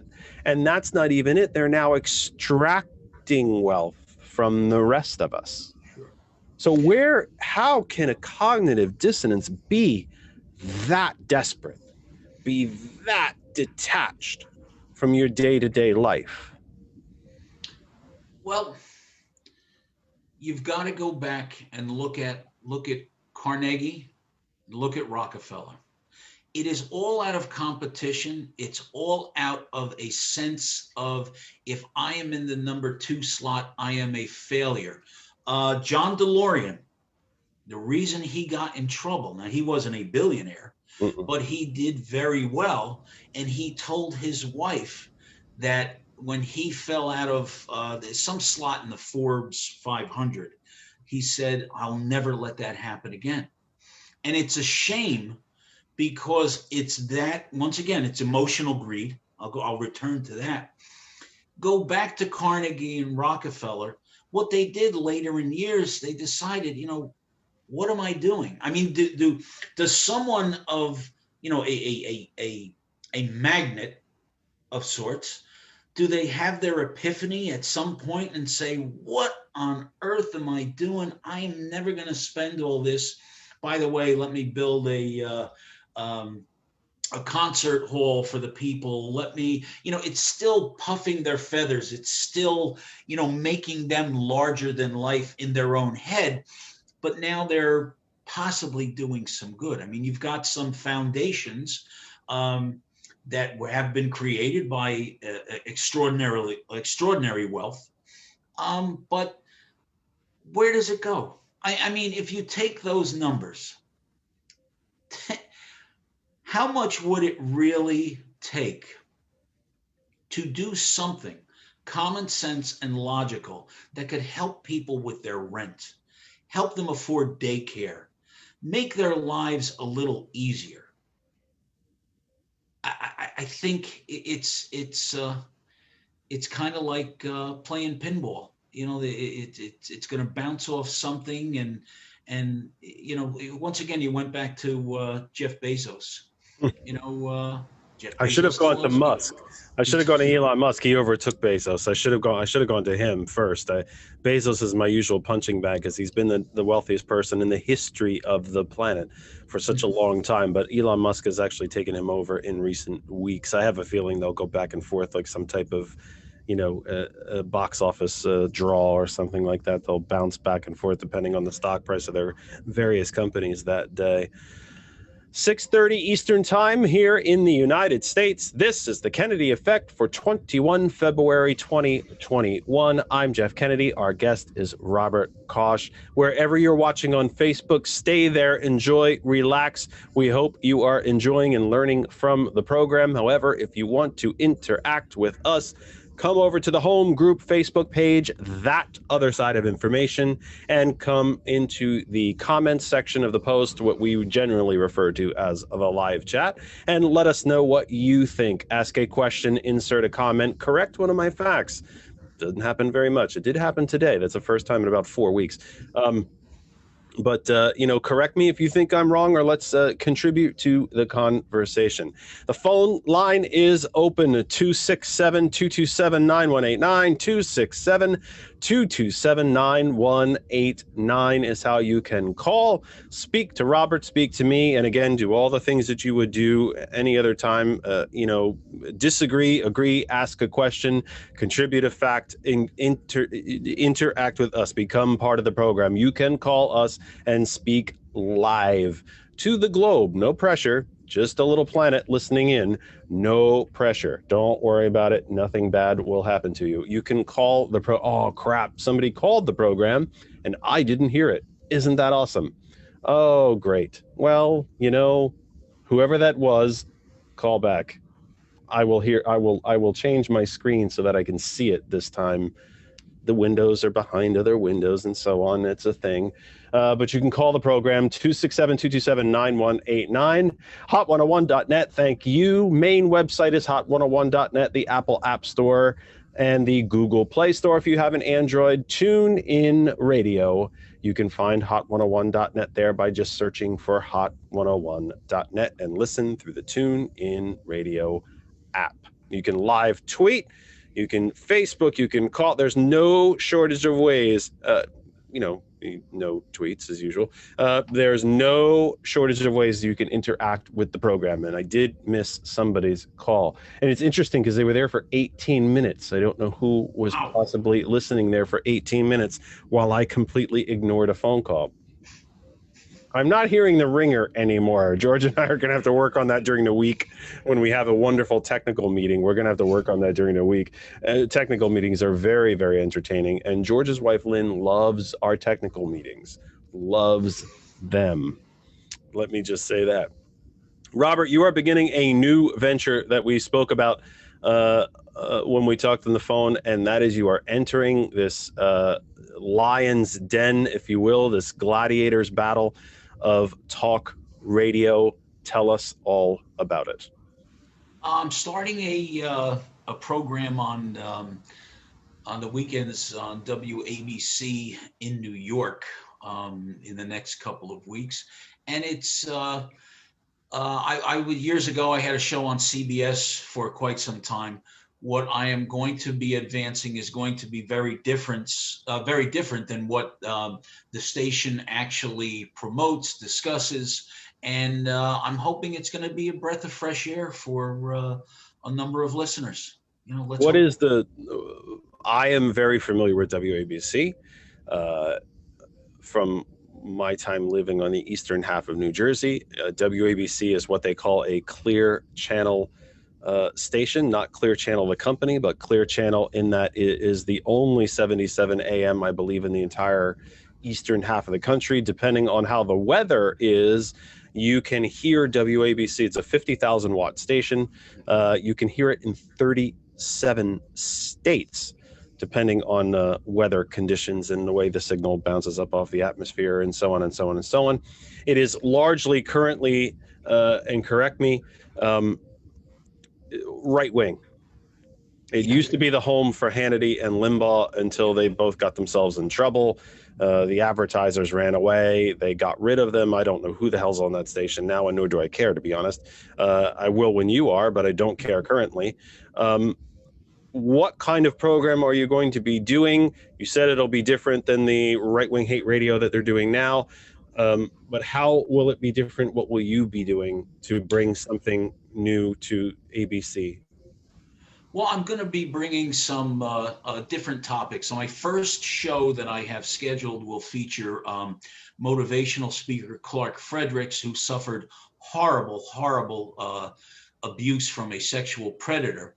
He remained silent for 30 years until one day he saw his former predator with a young boy. He snapped and he killed him. He ended up getting a 5-year prison sentence out of this. Throughout all these years, he was, quelling the pain with drugs and alcohol, and now he devotes his time to helping others. I'm also going to have on Hillary Nappy, who is an attorney specializing in sexual abuse cases.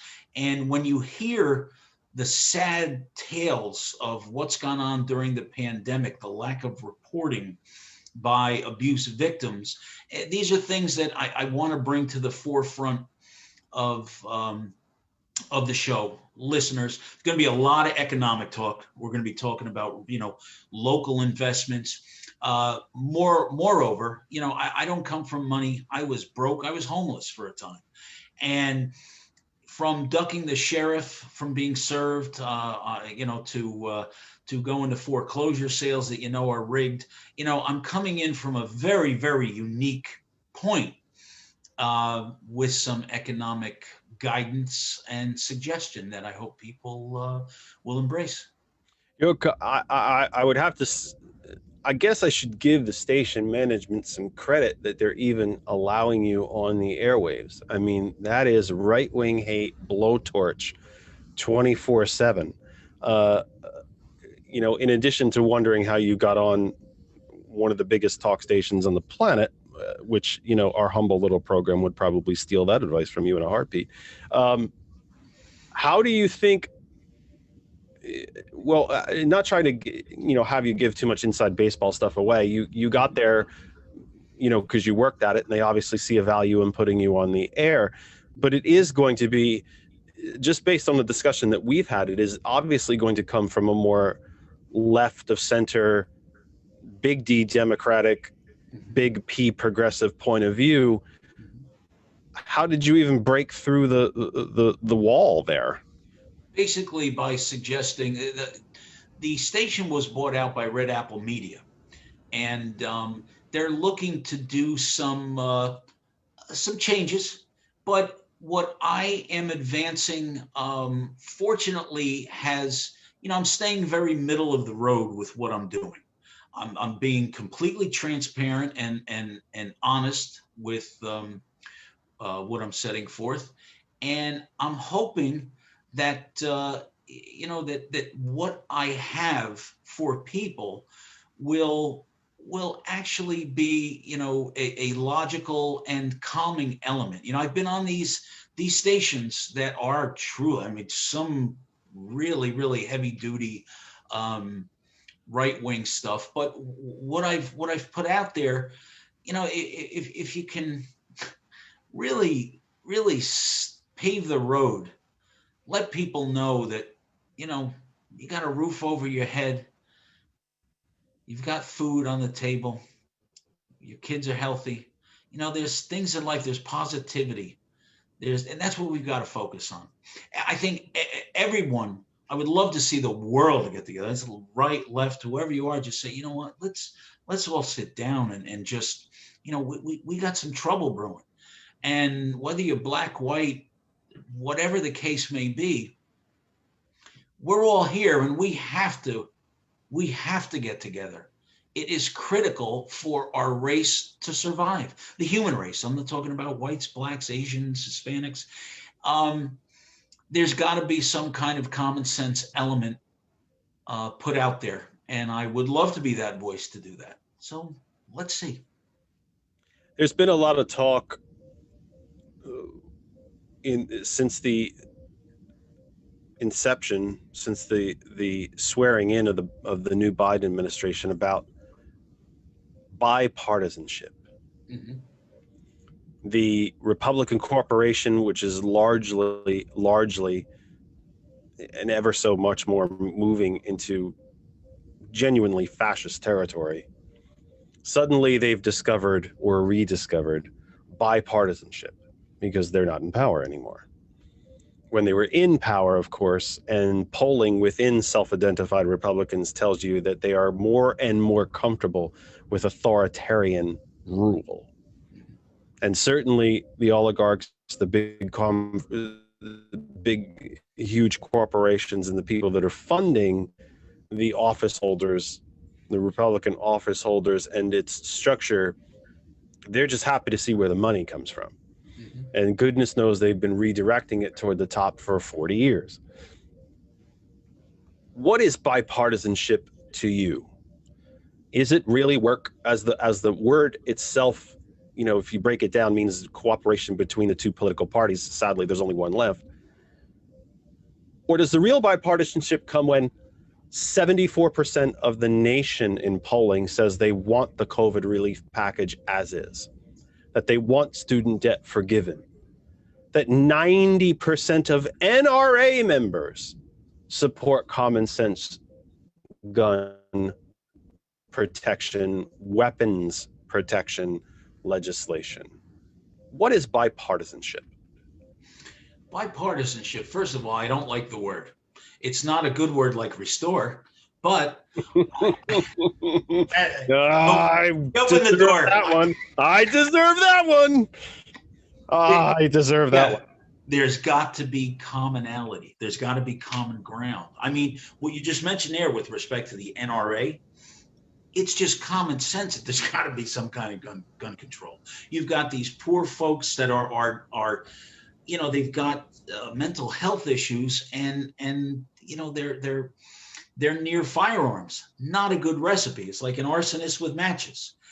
But there's got to be, look at 9/11. Look at everybody had a flag on their car. There was a flag in the doorway. People where we had a common purpose because now we wanted to go over and bomb the living daylights out of whoever we picked as a terrorist organization. But at the end of the day, and that was a pretty bad example, there has to be some kind of common ground for something to happen. It's just not. We can't get through another 4 years of what we just went through, and really survive economically. It just can't happen. I don't care who you are, what you think. The numbers just won't allow it to happen without severe consequences. Bipartisanship, you know what? If you mean it, do it. There's just nothing that difficult about getting along with your colleagues to achieve something for the people who elected your butt. So it's time. Well, I have to tell you, I'm a little heartbroken. I thought I was the first guest. But I will restore myself onto your program at some point. Okay. Take that! You want to play this more this week? I'll do it. I will restore myself right onto your program at some point. Right. Where does the role of talk radio to you fit into where we are as a nation now? Well, there's been so much in the past couple of days from the passing of Rush Limbaugh with respect to how we got here. And he is basically the pivot point of how this all stirred up. Talk radio is and I'm going to say it's a dying industry, but it's only dying in a sense because everyone who's got call letters in front of their name, any radio station, they're streaming, they're on, they've got the podcast, all that type stuff. What is troubling is that you've got media outlets like Breitbart and some of these other, look at these, who's the guy they're investigating who thinks that, Alex Jones? Thank you. I couldn't for the life of me. That wasn't getting in my head. How someone. Well, don't lose any sleep over that. That's not a bad thing. If you can't recall who he is, that's not a bad thing. Don't worry about that. But it's so troubling that people can spew this type of misinformation, disinformation, deliberate lies, for ratings or however you're going to put it, to suggest to a parent that lost a child in a shooting that somehow that didn't happen. It's not me, but it's unfortunate. What really is just bad on bad.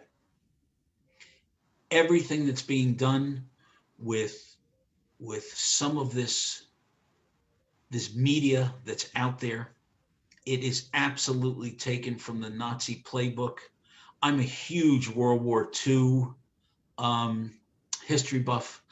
If you watch Goebbels' speech after Hitler was almost killed during the Valkyrie event, and what he said about, you're going to lose your country. Well, what was said on the 6th by our president? It was almost word for word what Goebbels said. That how does someone who may listen to a news outlet like this and who claims to be a patriot bring the Confederate flag to the Capitol? There's all kinds of wrong here, but it's not, it's not the platform. It's the thought process. It's the belief system. It's to think that there's some evil religious cabal that, eats children, tastes like chicken. That was also very bad, but it's just wrong. It's fantasy. It's nuts. It's just plain nuts. The two biggest degradations to broadcasting in this country, to me, and I would like to know if you agree, is began with Reagan, the ceasing of enforcement of the Fairness Doctrine. The Fairness Doctrine did not, by the way, folks, does not require equal programming, so that every minute a Limbaugh or a Hannity or a Levin is on the radio, that I have to be on the radio, or a Robert or Tom Hartman have to be on the radio equal. That is not what the Fairness Doctrine said. What it did say is that all holders of FCC broadcast licenses must broadcast in quote unquote the public good. It forced television stations to provide a half hour of news each day. It was usually a half hour local and a half hour national. News, by the way, that those television networks, the national networks especially, and most local channels really lost money on, but they were required to air it as broadcasting in the public good. And if station ownership was to make an editorial for 2 minutes, then an opposing opinion for 2 minutes must be allowed on that same air and at no cost. It's the Telecommunications Act of '96, a largely Republican bill signed by a Democratic president, a third way, new way Democratic president, that led to the massive media consolidation that we see today. most all newspapers, TV outlets, and radio stations are owned by about 8 different companies. And it used to be before the the Telecommunications Act itself, which repealed and changed a lot of these laws, you could not own more than one media outlet in a market. If you owned the radio station, you could not own the television station. You could not own more than one television station in the same market. If you owned the radio station, you could not own a newspaper. If you own the TV, you could not own a newspaper. And all around that triangle, you picked one and you owned that, and you could not have more than one inside of each market. With all of that explained, Robert, is the only way to restore truth in broadcasting, and I would probably have to say that it might be darn near impossible, since anyone can plug in a computer and do what I'm doing. Do we need to reinstitute the Fairness Doctrine and repeal the Telecommunications Act and break up these huge media conglomerates? That the only way that we're going to restore any sanity in the, there's no way to answer it, but I'd like to know what you think. But there's no way to answer the question. It is hypothesis only. If the media market that we have today existed in 1932, I'm not sure Roosevelt himself would have been elected. Mm-hmm. Well, you know, so how do we restore this media market in this country? It's going to have to come down to content. Now, remember, we've got a silly old amendment that says, freedom of speech. So how does that integrate with the fairness, giving an opposing party so many minutes?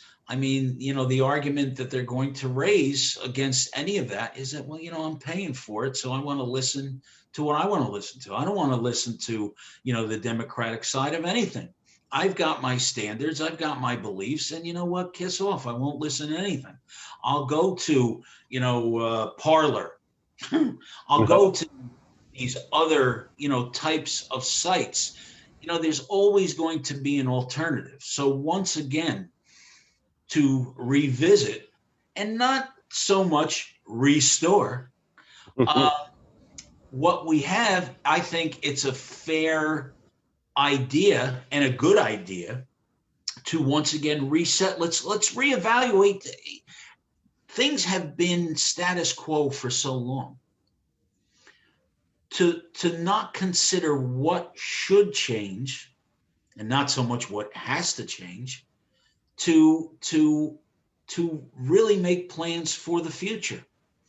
I mean, you're talking about people who are going to listen to right-wing radio. Are they tuning into, the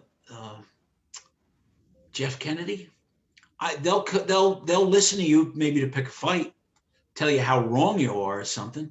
So how do you, and it's not so much about swaying somebody, it's trying to look out for that person who has an opposing view, not shaken by the shoulders, but somehow conveying to them, look at the inauguration. I mean, all you've got to do is look at the crowd that showed up for Obama, then look at Trump's inauguration.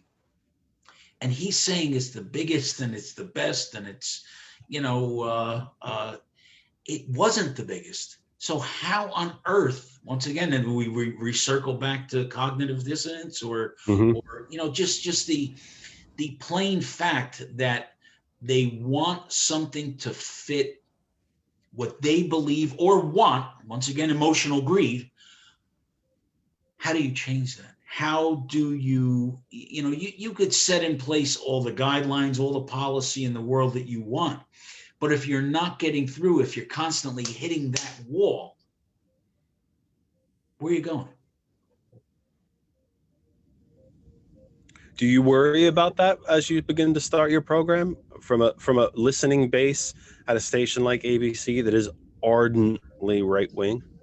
Not so much, because I believe I can steer the ship to keep my listeners interested, and I believe I've got enough middle of the road topics, logic, that everyone could take a little something from it, no matter what you believe or what your prejudices are. It doesn't faze me. I'm not worried about that with respect to broadcasting, but I got to tell you something. It frightens the living daylights out of me. Looking back at history, and the Nazis chronicled what they did. These are things that were done to other humans that are just unconscionable. And it doesn't take much, sadly, to return to that. Look at what ISIS did. Forget their whole caliphate and all that other stuff with respect to getting to Mecca and 40 virgins and all that. But what they did with respect to the people in Syria, in Iraq, the torture, the beheadings, who are we? Who are we as a human race? And you had people show up on the 6th with zip ties, handcuffs, ropes. How far? What would have happened if they got a hold of one of those Congress people? You've got that fevered pitch. They were, quote, wilding at the Capitol building. Would someone in power have gotten killed? Would they have hung them? They're going to hang Mike Pence. He's your vice president. He's on, quote, the right side, the right being the right, not the right. Right. Not the correct side, but the right side. It's horrible. It's just horrible. Do you think that one of the only ways, short of massive changes, or a wise man once said reset to legislation, is that the power of the purse? Mm-hmm. If XYZ Widget Corporation is the largest sponsor of Hannity, that then they need to be hit in the pocket. Or if I'm a Tom Hartman supporter and he is sponsored by fill in the blank, I support that sponsor. Perhaps even if it's something that I don't need, or if it's I'm a Skippy peanut butter guy, but it's Jif peanut butter that sponsors Hartman, so I start buying Jif. Mm-hmm. Is that ultimately, and it sounds actually like a very, dare I say, free market Republican type solution to a problem, but is that the only, short of legislation, short of the Democratic Party regaining its New Deal roots, when we're not afraid of legislation anymore, and we're not afraid of how many Republicans voted against it, but can we? Is that the only solution short of legislation? Is the power of the pocketbook to just, we're not going to support this advertiser, we're not listening to this program, we might even boycott that advertiser? And I suppose it could go both ways. There are Republicans that listen to this program. I know it for a fact because I hear about it all during the week. We're not going to support XYZ widgets because they advertise on Hannity, or if I'm on the right, because they advertise with Tom Hartman, or heaven forbid a corporation would ever advertise on this program. But that would be terrible. What is it? What do you think the future of it is? Is it, or do we have to solve it with money, or does the government have to step up and do what the government was endowed by the framers to do? I think, once again, it's cause and effect, it's risk and reward. if look at, and perfect example, My Pillow, the guy who did the My Pillow, what a nut he ended up to be. Correct. Supporting all this conspiracy stuff, because I frankly was considering buying one of his products, and after this, no, I wouldn't buy. I mean, if he had water for sale, wouldn't buy it. So we don't have anything else but money as a motivator for companies, you know, to really address what they want to represent. What kind of image does your company want to project? I think that, you know, once again, you know, Hannity, the you know, the big right-wing shows, they've got big sponsors, they got big money. They can reach the masses. They're reaching people who have the same agenda, the same mind thought, the same process. And I was you know, I was discussing, you know, and I don't mean to constantly revisit this, but I think it's important, because I was speaking to a local realtor the other day, and you know, I let her know that, you know, I wasn't a Trumpster, and she said, well, what about, you know, the Chinese really waged war on us with nobody's dying over there. I said, hold on a minute. I said, China's not a democracy. They're not telling you the truth. They do not embrace free speech. You're never going to, I mean, we're lied to. You know, you can't get around that. But you can't constantly blame somebody else for something to have it be resolved in your head or in your heart. And it's that, once again, I call a Twitter mentality.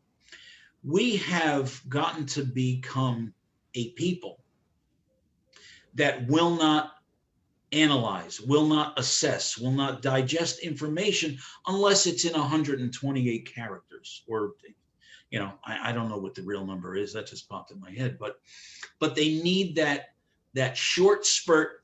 This is the root cause. It was China. It was this guy. It was, you know, if that's the case, stop buying lo mein. You know, I mean, where are you going? Where are you going? It makes no sense. And then once again, I always ask the biggest question. And once again, this only contains 3 letters. Why? Why would China create this virus in Wuhan? And how, this is not a John Grisham novel or some kind of space adventure. Do you really believe that they are that sophisticated, diabolical, and intelligent to have this virus hit the world the way it did? What is their gain? There's not, I mean, what, it just doesn't, I can't come to grips with the outcome or conclusion that just by blaming China or blaming it on some kind of fantasy or fiction makes it okay and then motivates you possibly to go to war over it. Weapons of mass destruction. None. Once again. 7:05 Eastern Time here in the Commonwealth of Pennsylvania. This is the Kennedy Effect for the 21st of February, 2020. Robert Kosch is our guest. The home Facebook group page for the program and for all things surrounding the program. That other side of information. Not only is that the place to watch us and join the live chat every Sunday, it is a source of news articles posted there all week by me and by other moderators inside the group. Generally articles on politics, world events from The Guardian, the BBC, the CBC, occasionally the New York Times and Washington Post. But there were even articles, it's not always politics, folks. There were articles in there this week about the environment, and even about attempts worldwide to save different animal species.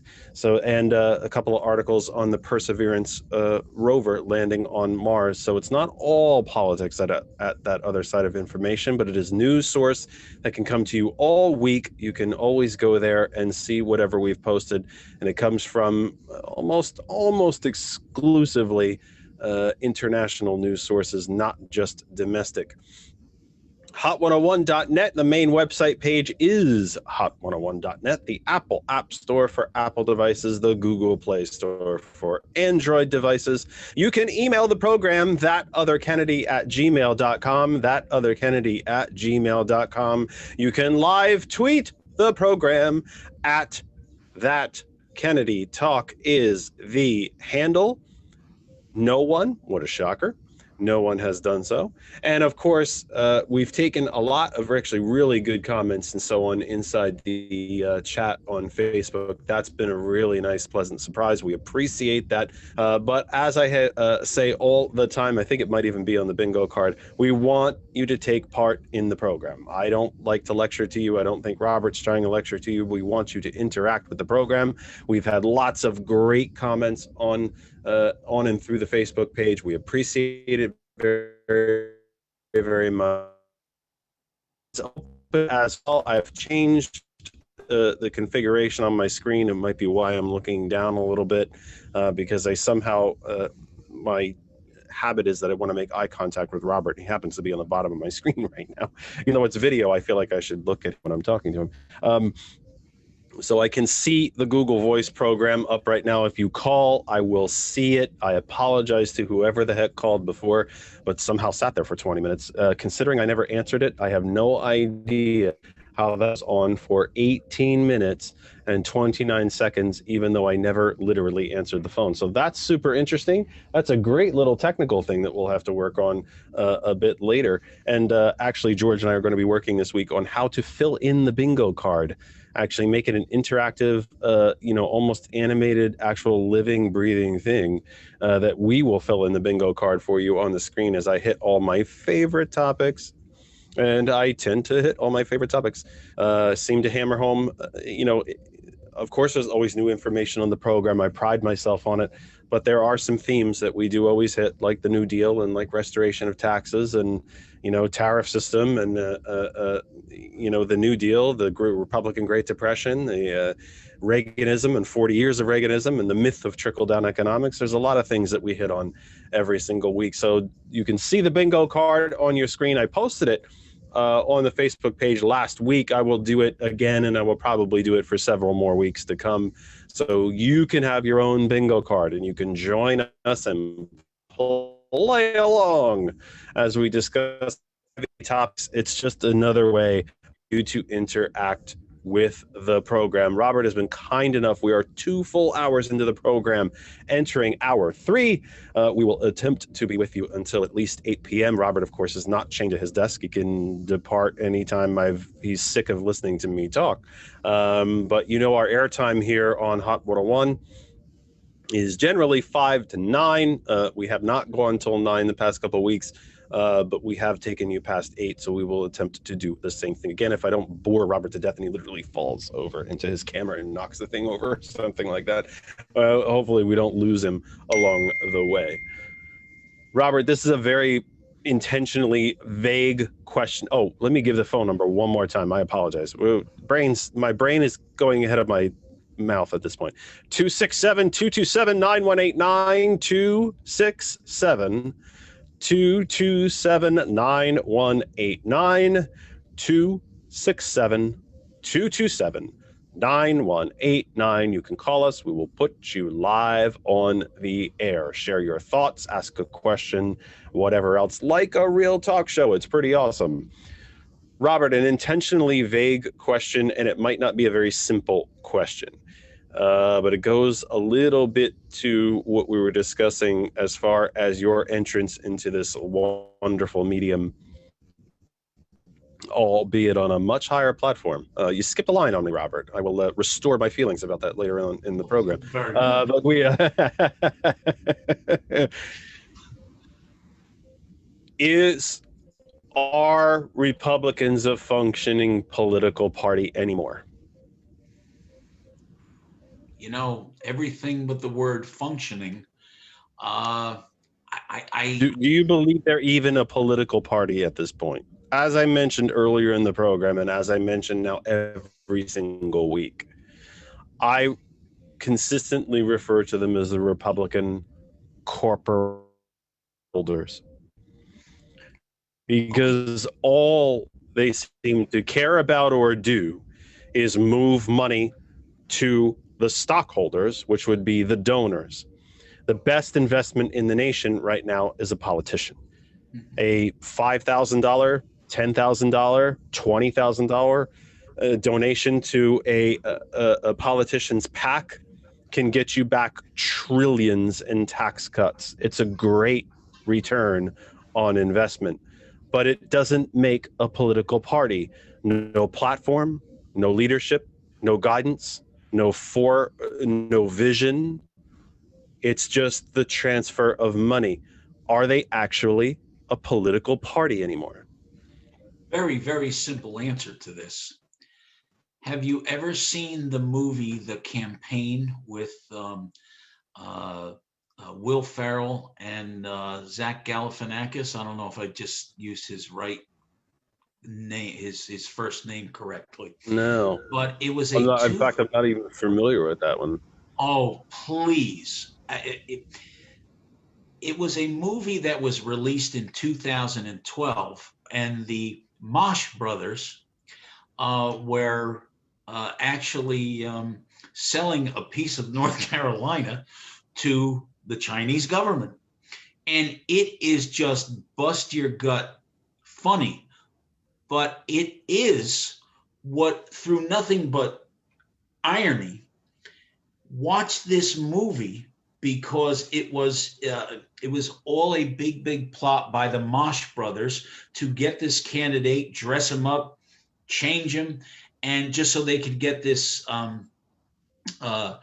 all this manufacturing from the United States over to China. It's a really funny story, but you will be absolutely shocked to look at and think what happened, this storyline in 2012, and how somebody from the Republican Party said, you know, that's a pretty good idea. It is just, I mean, they're not a party. They're fighting amongst themselves. There's all kinds of different levels of application or attempted application in what they want to do with their party. There's nothing that is, you know, they're fragmented. I really and frightfully believe that there are those who in the party, and it's Ted Cruz all day. He looked at, you know, the guy he was running against, Donald Trump, who made all kinds of disparaging remarks about his wife, and then just followed him like a trained chimpanzee. There are people looking at this and saying, you know, that worked for him.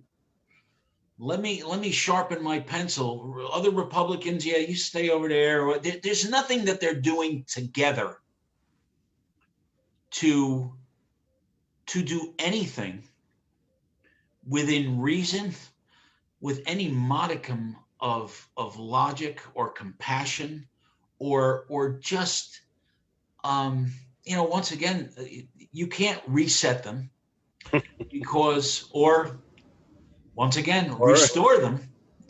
Well, it used to be in this country up until maybe, even though the Republicans fought the New Deal every step of the way, because corporations and rich people did not want to pay the taxes necessary to pay for it. And taxes were raised on them to help pay for the New Deal, along with a lot of borrowing.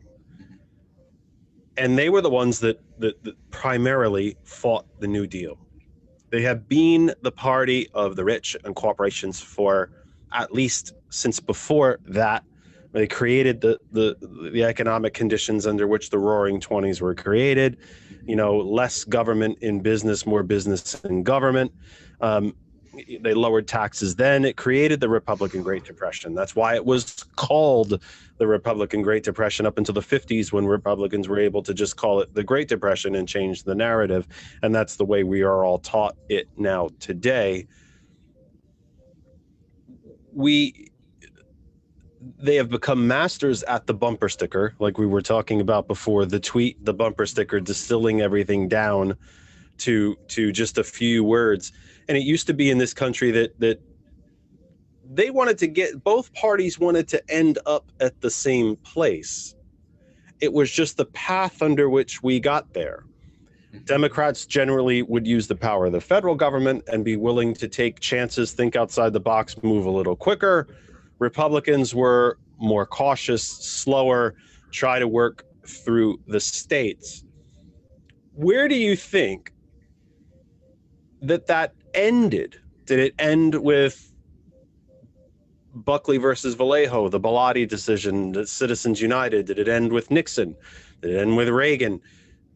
Where did it end? They don't even, Republicans at this point really can't tell you anything about what they want for the country. It is simply about stopping this and stopping that and being afraid of this and close the border. And we can't spend that. We can't do this. We can't do that. We're not a country that does these things. We don't want to be like Europe, and on and on and on. I'm still waiting for the Republican health care plan, by the way, which would be the plan that President Obama passed, which was a Republican plan. So what are they? Are they a political party, or are they a functioning corporation at this point? What are they?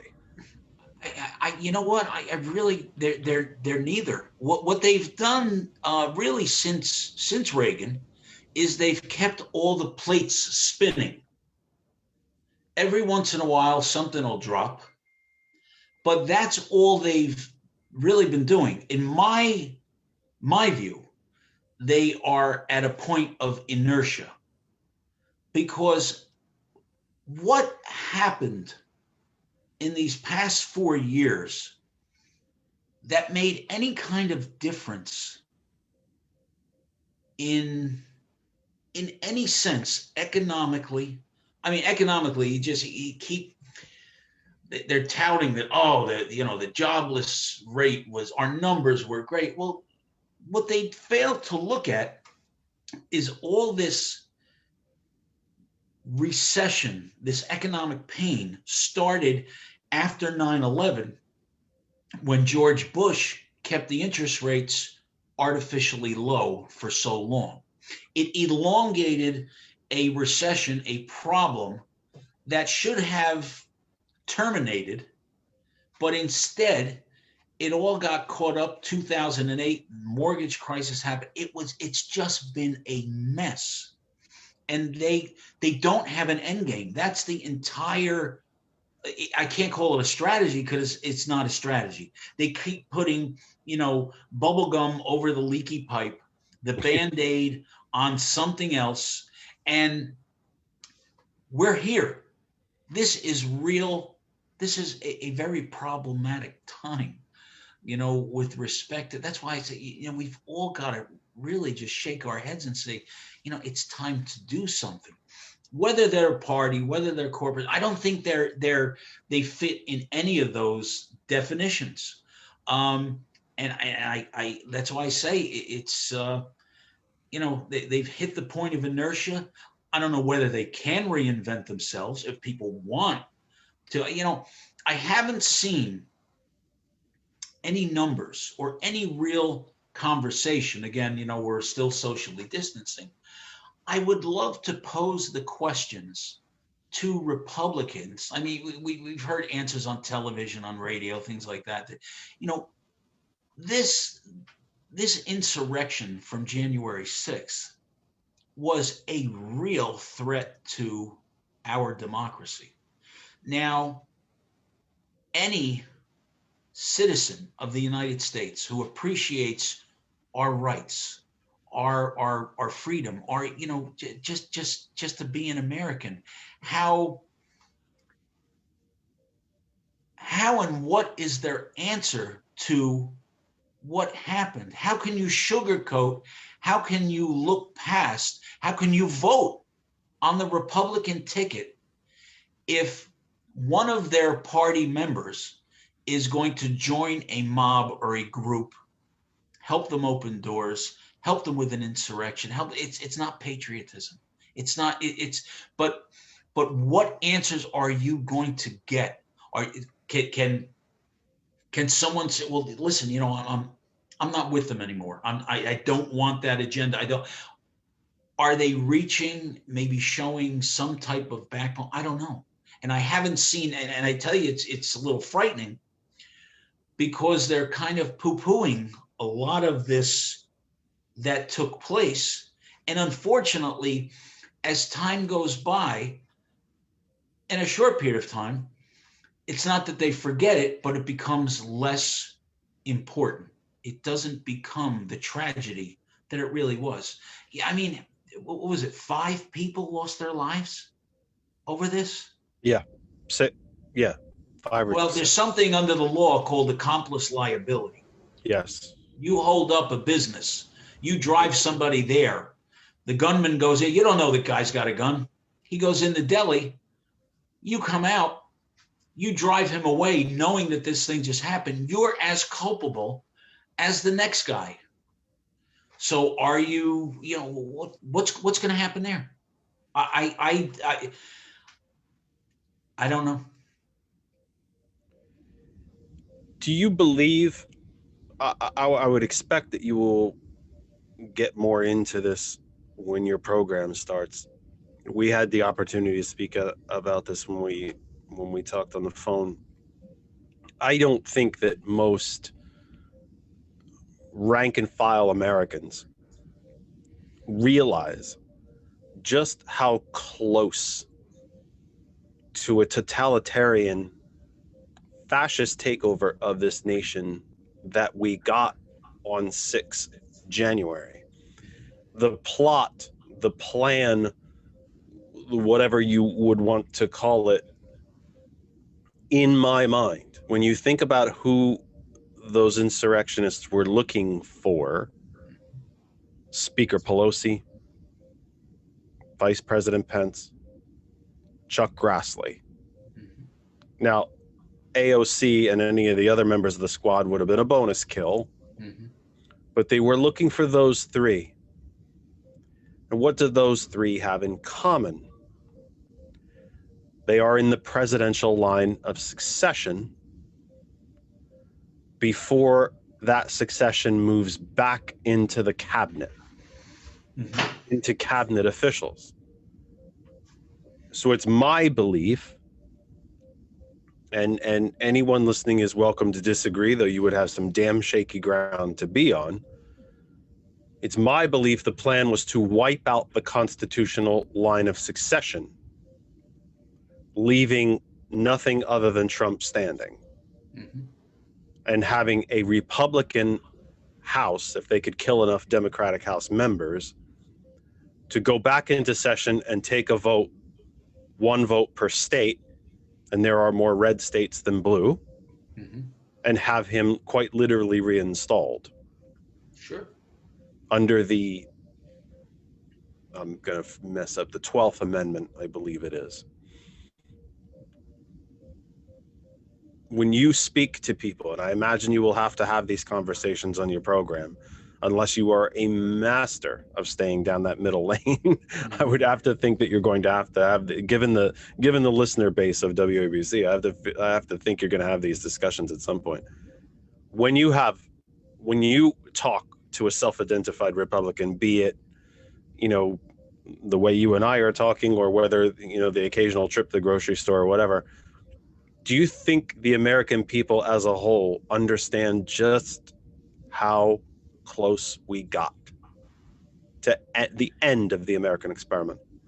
Not at all. Not at all. Unfortunately, and you have to take some of the comments made by, you know what? Let me give it, as I was watching it, I looked at the majority of people who were listening to the president. And as they moved up to the Capitol, these were people who came to Washington thinking it was some kind of class trip. Yeah. Where the segment, I mean, look, you get a few thousand black people, Washington D.C. They've called out the army. They're looking at their gathering as a totally different situation. We did everything but call in an airstrike. Yeah, exactly. So that said, people have not really digested this and thought about what you just said. And you first of all, are the only other person that I have had a in-depth and intelligent conversation about the attempted coup of the Roosevelt administration. And because of one very brave Marine, we would have very possibly had a fascist government in 1932. I was going to get to that. Smedley Butler.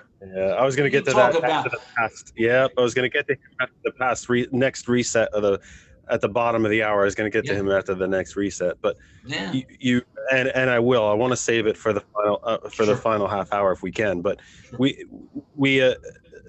so if you have these conversations, be it friends, family, strangers at the grocery, because I get the same impression. I don't think that the conclusions that I'm drawing,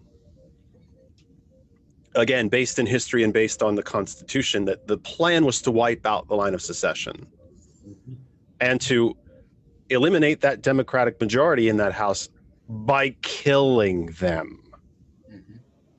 And so that under the 12th Amendment, they would go back in, throw the election into the House. The House would vote, doesn't matter how many representatives vote per state.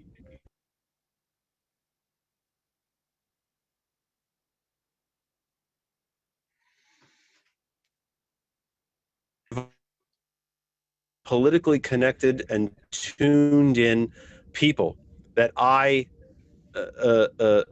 deal with on a regular basis, I don't think they understood or still understand a darn thing about how close we came.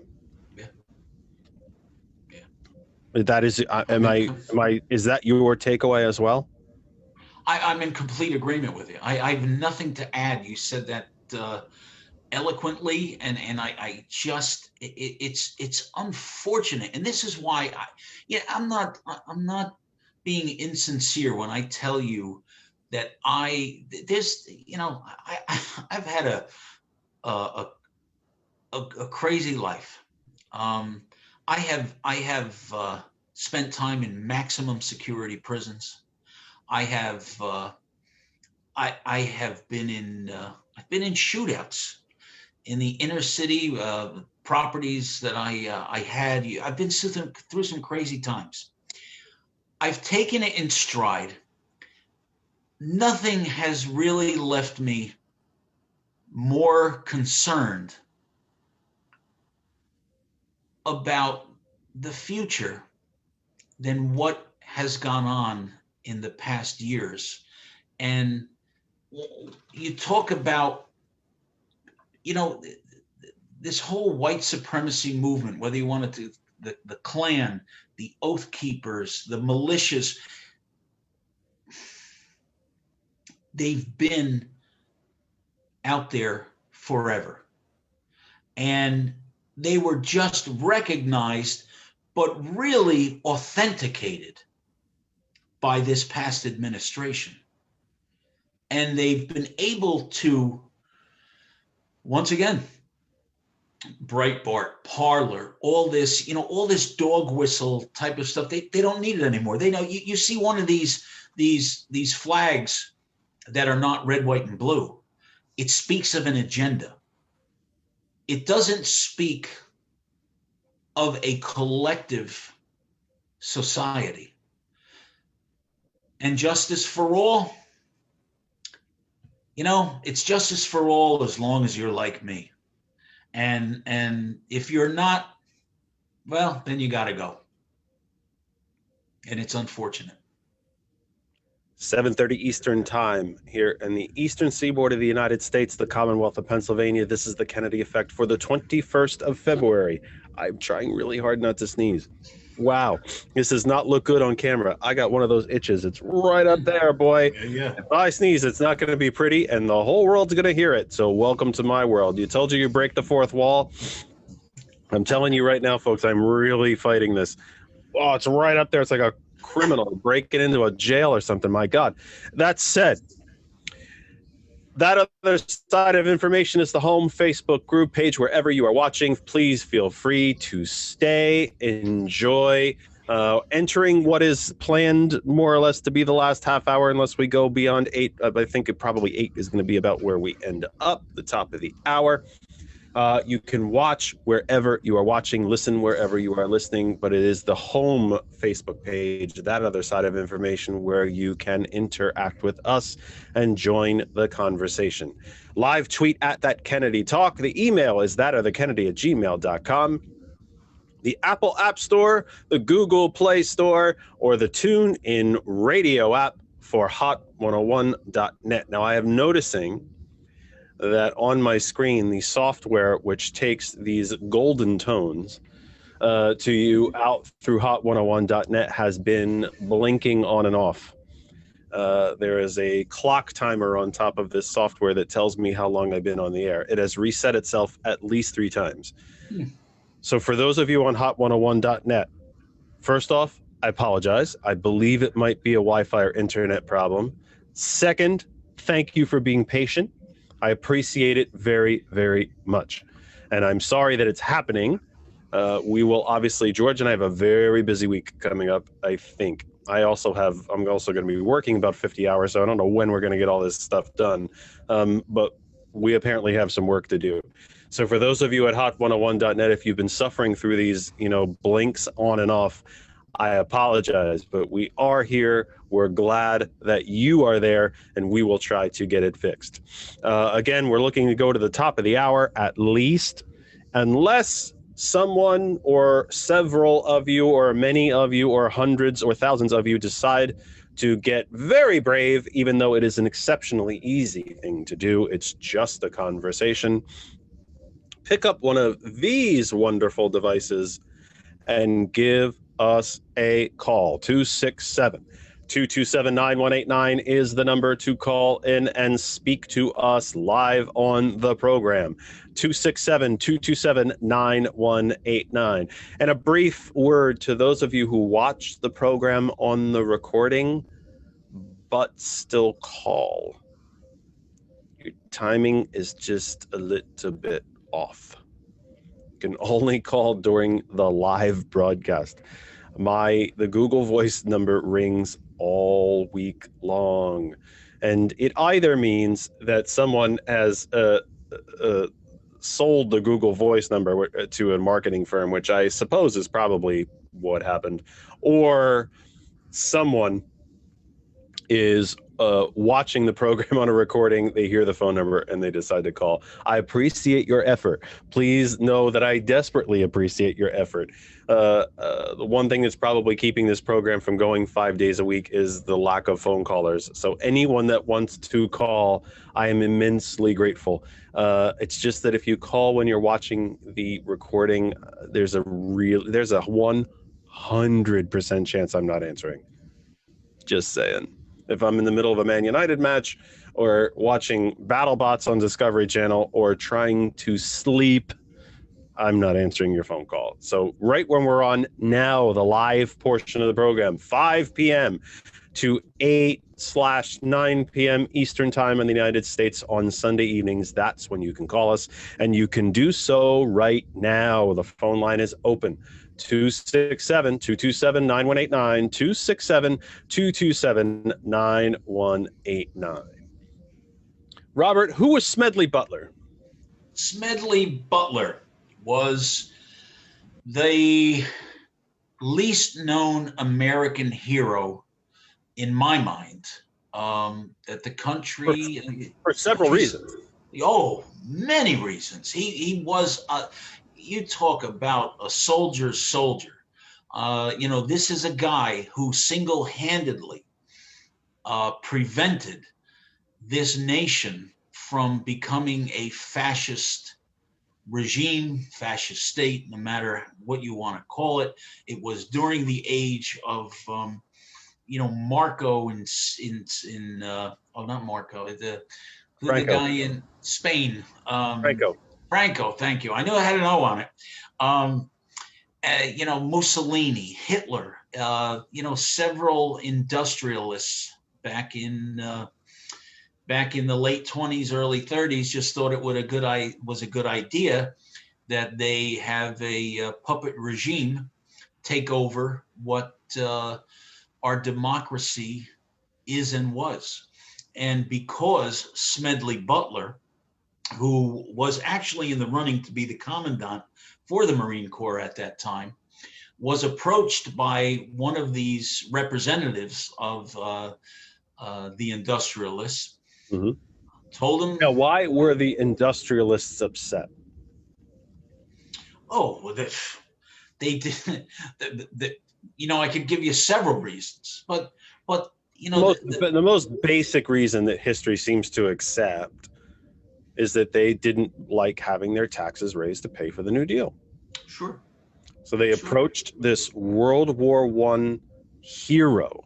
Mm-hmm. In fact, I believe, Robert, please correct me, because I'm really working on my memory from this, and I don't have it in front of me. I didn't do a DuckDuckGo while we're talking. General Butler rose from enlisted man. Wasn't he one of the highest just enlisted men ever one of the only enlisted men ever to reach general? He was not a military school graduate, I don't think, was he? No, he wasn't. He was an enlisted man. At the time, he rose all the way to general. Yeah. He, like I said, he was second in line. He would have been commandant of the Marine Corps, but he had an altercation with an Italian journalist. I think he ended up smacking him around a little bit. He didn't take any crap from anybody. He was Patton before Patton. Right. He was the only, at that time, the only American military person to have received the Congressional Medal of Honor twice. I mean, you're talking just a brave soul, his integrity. Mm-hmm. He was what, in fact, in I believe it's Paris Island, when you go to reception, there is a photo of him still over the doorway as you enter. He is the embodiment of what a U.S. military man would be thankful to achieve. He was also an open, if that's the right term, it was publicly commonly known, he was a Republican. Mm-hmm. Do I have that correct? Yeah. So the industrialists get their taxes raised quite a lot. Mm-hmm. Corporate tax rate was raised to 50%, if I'm not mistaken. The top marginal tax rate during the FDR administrations, plural, was 91%. So what does that mean, folks? Because, again, this is something Republicans do to scare the daylights out of you, and it is 100% false. What does it mean when you pay a 91% top marginal tax rate? Well, In today's dollars, as we mentioned earlier on in the program, and if you weren't here with us, shame on you, but we will repeat this piece of information. In today's dollars, what that would mean is if you brought home on your regular income pay, your regular weekly paycheck, bi-weekly paycheck, the way you get paid, not stocks, bonds, futures, hedge funds, etc., but your actual paycheck. In today's dollars, inflation adjusted dollars from the 30s would be about $4 million before you would ever pay into that 91%. So your 4 millionth and first dollar, you would then pay 91% or 91 cents on the dollar in federal income tax. What that top tax rate did was not only help, it did not exclusively, but not only help fund the New Deal, it controlled the wealth disparity between the top 1% and the 99, although they weren't referred to as such in that day. CEOs, owners of companies large and small, would only pay themselves a certain amount of money and not above, because what was the sense of only bringing home 9 cents out of it? It capped their pay. If they made extra money and moved into a bracket that would put them at 91% or their business at 50, they would reinvest that money back into the business, because then they didn't have to pay taxes on it. And it kept the amount of disparity between the CEOs and their lowest paid worker at about 30 to 1. 400 to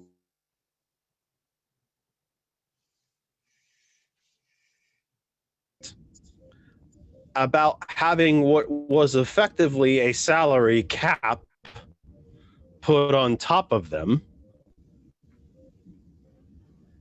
They rounded themselves up a group of, Robert, about 100,000 World War I vets. And all they needed was a commander. And so they reached out to General Butler. Their plan was literally to storm Washington, D.C., find, try, and probably execute FDR and install a new regime, arguably a corporate or fascist regime, in his place.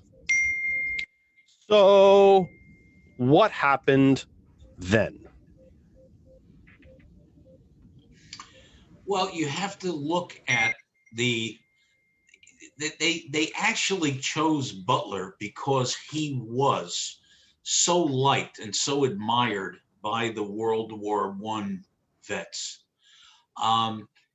Smedley Butler, instead of moving forward and rallying those troops who were camped out in Washington because the government owed them back pay from World War I service, what he did was he went and he alerted the proper authorities that this was going on, and they actually held a congressional hearing on the whole matter. Unfortunately, a few weeks after that congressional hearing convened, the bagman, I forget his name right now, the guy who actually approached Smedley Butler, who propositioned him with $1,000 bills that they don't make anymore. Right. He went to he did the right thing. I mean, that's really what it boils down to. He did the right thing, and he stopped all of this. So he contacts a newspaper reporter, tells the reporter his whole story. The reporter investigates the story because the story itself is so fantastic. He can't even, I don't mean fantastic in a good way either. Right. It's so just out there. Mm-hmm. He can't believe it. And so he investigates and finds the General Butler's telling him the truth. Mm-hmm. They then take that information and go to Congress. Congress holds hearings. And they find out he's telling the truth. So this attempted coup that took place on 6th January is not our first, Exactly. and wasn't one of the first things that you said on the program today, that if we don't learn from our history, we're doomed to repeat it. So, I know that you had mentioned in our phone call that you're working on a biography and documentary on General Yes. Butler. What else can you tell us about this story? It's probably one of the least known stories in American history. Oh, no question. But I have done extensive research, and this has been going on for a few years. We actually went up to the Roosevelt Library, and we were able to recover memorandums from President Roosevelt encouraging the committee to make sure they follow up on this and get to the root of what happened. And that's when, a few short weeks after that, the bagman ends up dying mysteriously of a flu. And the rest is pretty much history. You'll have to tune in when we are ready to broadcast. It's a great story. I mean, Butler came out, he was kind of vilified by the press after he wrote a book criticizing war, criticizing corporate America for using the U.S. military as a collection agency, or to bolster. I think it was I forget the name of the banana company that. Chiquita? Chiquita bananas? I don't know. It's the only banana company I know of. Dole and Chiquita are the only two banana companies I know of. I don't know, but it's a fascinating story, and it's all true, and it's unfortunate. You just said it right there. As I was watching, I'm thinking of Smedley Butler, and I'm thinking about all, how once again, when they brought that Confederate flag under the dome, I'm thinking, after all this, I mean, the rebel army was not able to get it up to Washington. It didn't happen. And then these crazy day trip supporters of the president come up and just create havoc. It defies logic. Do you think that what happened on the 6th of January, Tom Hartman shared a quote, and he himself didn't know where it came from. He was quoting somebody else in history.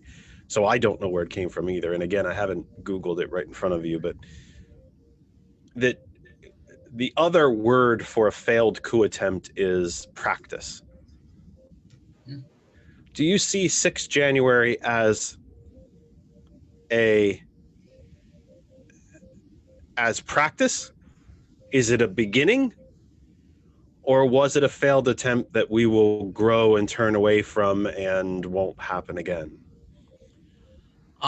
What I really believe, and the reason I use the whole class trip aspect of this, is that I really do believe there is an extraordinarily large segment of that group who basically now have their tail between their legs, praying and hoping to God that the FBI isn't at their hotel, checking their reservations and actually who they were, who showed up, and thinking, I don't want, I didn't have any plan of getting arrested or so I don't see it happening again in the near future. But what, as I voiced earlier, is that these militia groups, the Oath Keepers, the Proud Boys, all these guys, you've got that small segment that is well armed. A lot of them are ex-military. A lot of their belief systems are Nazi-like. That is a terrorist watch group. Each one I just mentioned. We went over and bombed Afghanistan. We started a war over this. Yet you have got people who are just as dangerous to our democracy and they're our neighbors. So I don't see this happening. First of all, I don't think they could get that well organized to perpetrate some type of Smedley Butler situation where you've got, military people camped out in Washington, like you said, thousands and thousands of people. Yeah. I don't see that happening. But it doesn't take long. Everybody thought that the Nazis were just a small group in costumes, and they kind of, hey, they're nothing. Next thing you know, it's By a minority, by the way. Yeah, exactly. Voted. They're members of parliament, and Hitler was made chancellor by a minority. Mm-hmm. The Nazis were still only about 29%. I think they voted in it. They received about 29% of the vote in the previous election before Hitler was made chancellor. So it's and this is where these are going to seem like very disparate topics, folks. Like, how do I connect this one to this one? This is where we talk about ending the filibuster. The filibuster is not mentioned in the Constitution anywhere. It was created by John C. Calhoun, the seditionist rebel Confederate senator from South Carolina, for the express purpose of denying any floor discussion on any civil rights, slavery related legislation. And it is a tool of minority rule. The 50 Republican senators in the United States Senate only represent about 37% of the U.S. population. The Democratic senators, the rest, which I can't do the math in my head, which I want to say is 63%, if I'm not mistaken. But they have the equal amount of senators. Mm-hmm. When President Benjamin Harrison needed more Republican senators in the Senate, he took the Dakota Territory, split it in two, and got himself 4 senators. He also admitted Montana and Idaho and got himself 8 senators. It's time for Puerto Rico, D.C., and the Virgin Islands at a minimum to become states. It's also time for the Democratic Party. I'll just throw a couple of things out there, Robert. Feel free to disagree or agree. The Article 1 branch, the first among equals, is the House and the Senate. The House, the Congress has the constitutional authority and ability to regulate the courts. We have not added a U.S. district court in this country since, I believe, the mid-1800s, even though the population has grown exponentially. If I'm not mistaken, and I'm doing all of this from memory, folks, so take that. Correct me in the chat if you need to do so, or George will do so. He's probably typing feverishly as we speak. He's excellent that way. We've become a little too mentally in simpatico. It's a little frightening. The 9th district covers ground from Alaska down to San Francisco. Is it not time to add states, for Congress to create new district courts? Is it not time for Congress to change the composition of the Supreme Court? Well, I agree with you in large part. Number one, I mean, we've gone the Supreme Court. They used to go on horseback to the various states to hear cases, a couple times a year. We've moved a little further with that. I could see appointing 2 more justices. You've got to have an odd number for this stuff to happen. But you've got to look at the unfortunate action by this administration. You know how many federal judges that they put on the bench? Hundreds. It's I crazy. believe it's over 220, more than any single-termed administration in the history of the nation. That is going to severely, severely impact our freedoms. Forget habeas corpus review, which, by the way, I know relatively well. They have completely, not completely, but pretty much destroyed anyone's chance of challenging a state conviction in federal court under the Anti-Terrorism Act through '94, and making. I would love to see Virgin Islands, Puerto Rico, all the territories made into states.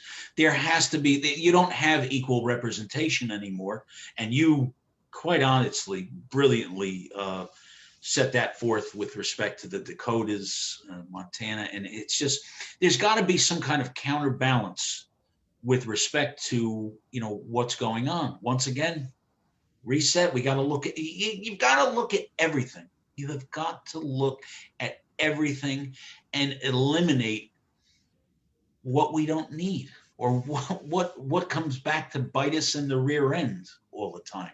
And it just happens to do it every number of years. So why don't you, let's just get stuff right. And once again, have some kind of overall review on who we are, where we're going, what are the variables looking toward the future, with just about everything that we're going through that affects our daily lives. 267-227-9189-26 with Robert Kosch, because I have kept him way too long. I don't think he had any idea what he was getting into. Nope. 267-227-9189. Let me just, I want to ask you one last very generally vague question. Mhm. Among the so-called first world nations, Western Europe, Canada, etc., the G20, the OECD nations, among the generally regarded first world nations, the United States is last in press freedom. We are last in social economic mobility. We are last in education. We have the lowest lifespan. We have the highest infant mortality rate. We have the largest wealth disparity. The United Nations now routinely monitors the United States elections, its access and availability of healthcare.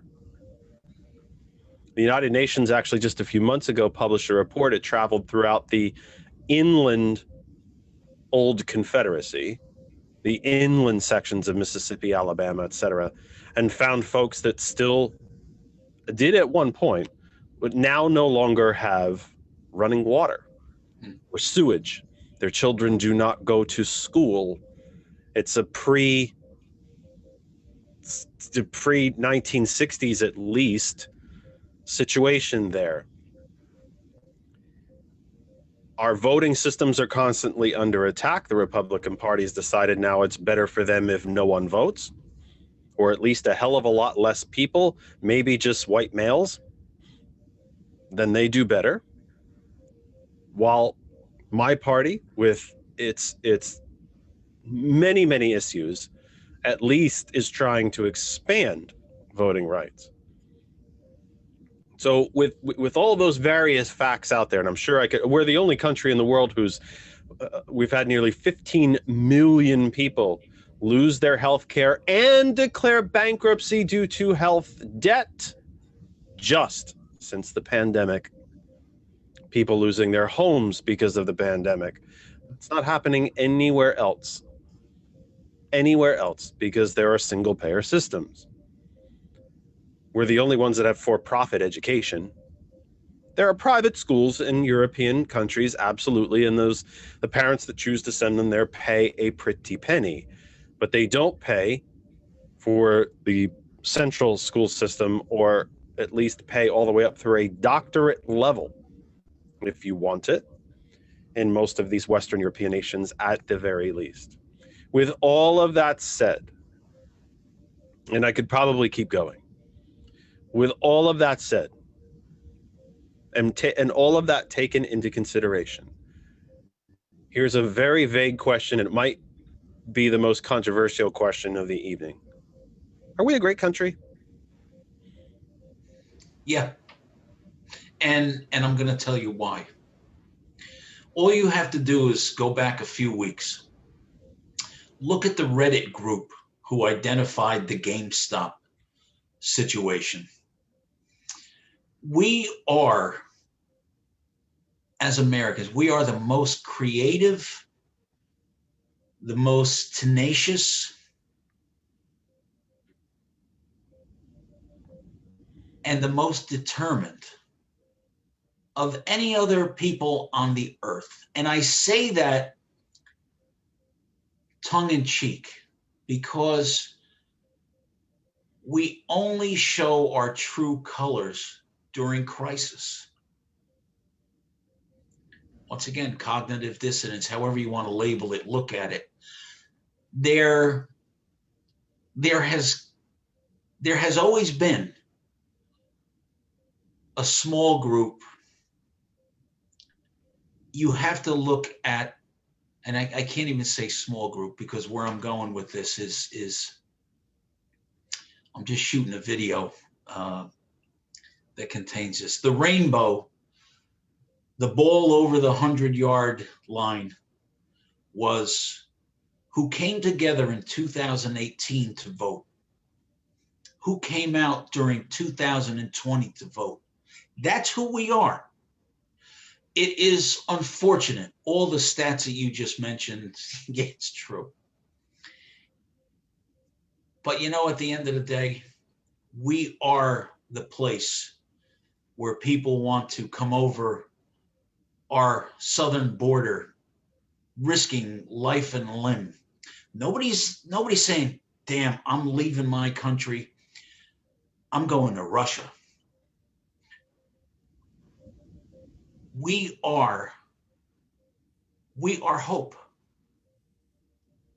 We are what people did to get here in an inner tube from Cuba with the tide, to be stuck in steerage and past Lady Liberty coming into New York Harbor years ago. We are hope. Will this all get resolved? I don't know. I'm going to try to do my part. I know you're doing yours. And I would encourage everyone else to try to do the same. And that's all I got, buddy. I will ask George to, or if you can email them to me post-show, we'll get all of your, the info for your new program and your various ventures and documentaries, and we'll get them on the page. Before and I don't have enough thanks for you. I told you I thank you a million times, and I will. And I don't have enough thanks for you, especially for nearly 3.5 hours, because as folks know, I always ask the guests to sign in early, just in case we have some technical issues. And we've actually fought some technical issues all night. Is there anything, before I say goodbye to you for now, let me remind you that you're in the family now. Sorry. We may call on you again, and that, and I mean with all sincerity, that the door to this program is open to you, and I hope that this will not be your only visit. I sincerely mean that. I very much hope that this will not be the only time that you come and see us. The door is open. You're part of the Kennedy Effect family now. And I appreciate that. I had a great time. We covered a lot of ground. Well, before you go, I want to just give you the opportunity. If there's any answers, points, stats, whatever, that you did not get to complete, or something that you wanted to mention that we did not cover. And that includes all of the contact information, ventures, and how people can find you. But if there's a any topic or something that you didn't feel we completed, I open the floor to you and just let people know how they can find you, find the new show. And if there's any, like I said, any uncompleted thoughts or anything that you really wanted us to cover in this program that we didn't get to, please, I open the floor to you. You take it. First of all, thank you. I enjoyed this as much as I enjoyed our conversation a few days ago. You're a learned individual, my friend, and I appreciate that. I appreciate coming on the show. I had a very good time. The only thing I would offer is that we didn't cover, and I accept your offer. I'll be back on it. I love coming on. Is anyone who's having trouble paying their rent, paying their mortgage. I'm an expert in mortgage law. I'm not an attorney, but I'm an expert in mortgage law, tax lien law. I've been in and out of landlord-tenant court as a landlord, as a tenant. These are some very troubling times coming up. I'll be glad to get my email address over to you. If anybody wants to call me, if anybody wants to discuss their situation, if they're in peril of losing their home, getting kicked out of their apartment or place to live, if I can help, I'm there. Please go to www.greatergoodmediallc.com. It'll discuss in more detail what I have coming up. I've got the book/program called Reset being released on April 15th. And I will get all that stuff over to you. But if I can help, send up a flare. And if Greater Good turns into the TV outlet that you and I were discussing on the phone, I will be the first one there. We are. George is giggling in the background. I know he is, because we've been searching for a TV outlet. So I told you about that on the phone. So I'm not going to bore everybody with that. But and we thought we had it too, and then it just got blown off. But it's not a pretty business. You got to keep plugging. But anyway. Again, I don't have enough words to thank you. And regular listeners and watchers will know I say that to every guest every week. It's because I mean it. It's a Sunday evening. It is very traditionally, there's not a lot of things in the United States that's traditional anymore. But Sunday night is usually a quiet night at home, Sunday dinner with the family, or at least the kind of night where you do nothing and kind of psych yourself up to get back to work the next day and all that fun stuff. So you just took, nearly 4 hours of it with us, and I don't have enough words to thank you.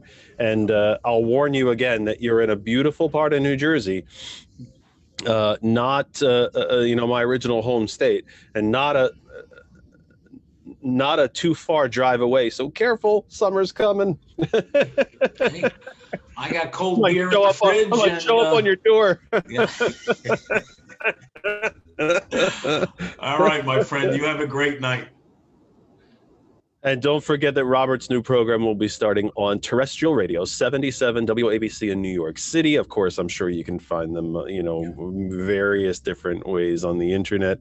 That is their actual call signal on your actual radio, that old-fashioned hardwired device called a radio. That's where you can find them then. And where are you airing, Robert? Is Saturday and Sunday, or Sundays? Sunday mornings. Sunday morning. Yep, I'll have the time slot up. They're getting everything over to me in the next few days, and we'll be up and running. Sounds great, my friend. George will we'll get all the contact info up on our Facebook page as well, to allow folks to see it. You did put it out there, but I don't think anybody can scribble that quick. But thank you. And we'll get it all posted up. George will find it, and we'll get it all posted up on our Facebook page as well. Thank you, just infinitely. I mean, as much as I possibly can express to you, for so much time and so much expertise that you shared with the audience tonight. This is a homegrown effort, and yes, the program's expanded an awful lot, and the phone didn't ring again. You people, I gotta tell you. But we only, one of the ways that we grow it is the kindness of folks like you sharing your knowledge with us, especially for this long of a time on a Sunday evening. And I very much hope you'll come back and see us again. Thanks a lot, Jeff. Please stay safe. Yep. We'll see you soon. Good night. That is Robert Kosch talking all things. I mean, there's just about nothing that we didn't cover. So let us leave it to George and I. We'll say good. We'll work our way out of the program tonight. Let me again, for all of you, whether it's Facebook or Hop 101, because I can't tell you, I've been watching the Facebook feed. It seems to have been fine. But definitely to our friends and family at hot101.net, my software that takes this voice and the audio portion of our program to you reset, I think, 4 or 5 different times. I haven't got a clue what you heard during that time because I'm actually doing the program. So I don't know if you heard that kind of weird computery robotic kind of voice or whether we dropped out entirely. I have no idea. But I appreciate very much that you stuck with us and that you are here every week. We obviously have some work to do here. We've had really, really good Wi-Fi I have in my home here. I pay a good damn penny for it, let me guarantee you. But tonight, everything got wonky. So I cannot explain that. I do not know why that happened.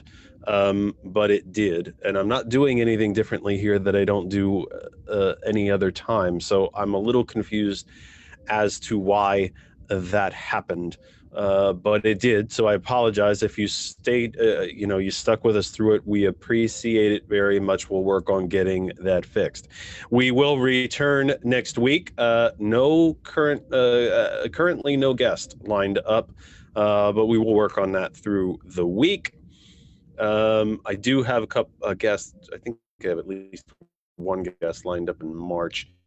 We're working on this. We'll let you know during the week how that goes. Let me just run through again the various ways you can keep up with the program. Obviously, our home Facebook page, that really is probably the number one central place to keep up with the program in between live broadcasts. That other side of information on Facebook, that other side of information, that is the home group Facebook page for the program. It is a public page. However, you can apply to be a member of it.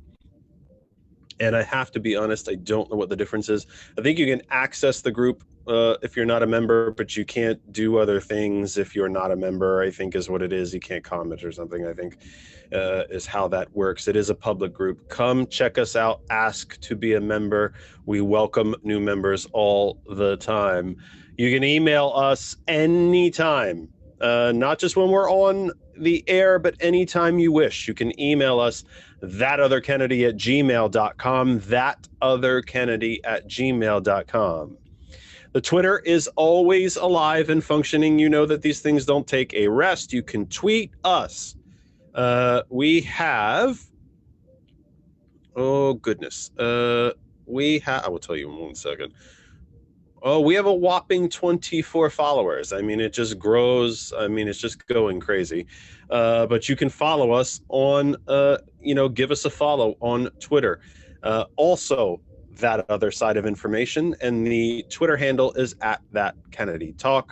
Please give us a follow there. The YouTube channel is That Other Side of Information. When you go to YouTube, hit subscribe. We would appreciate it. Does not cost you anything, but it will give you notifications as to when we post new programs or new videos or anything of the like. Instagram also, That Other Side of Information. The program goes over there. I think show announcements and stuff go over there because I think there's a video time limit. And we are also now on TikTok.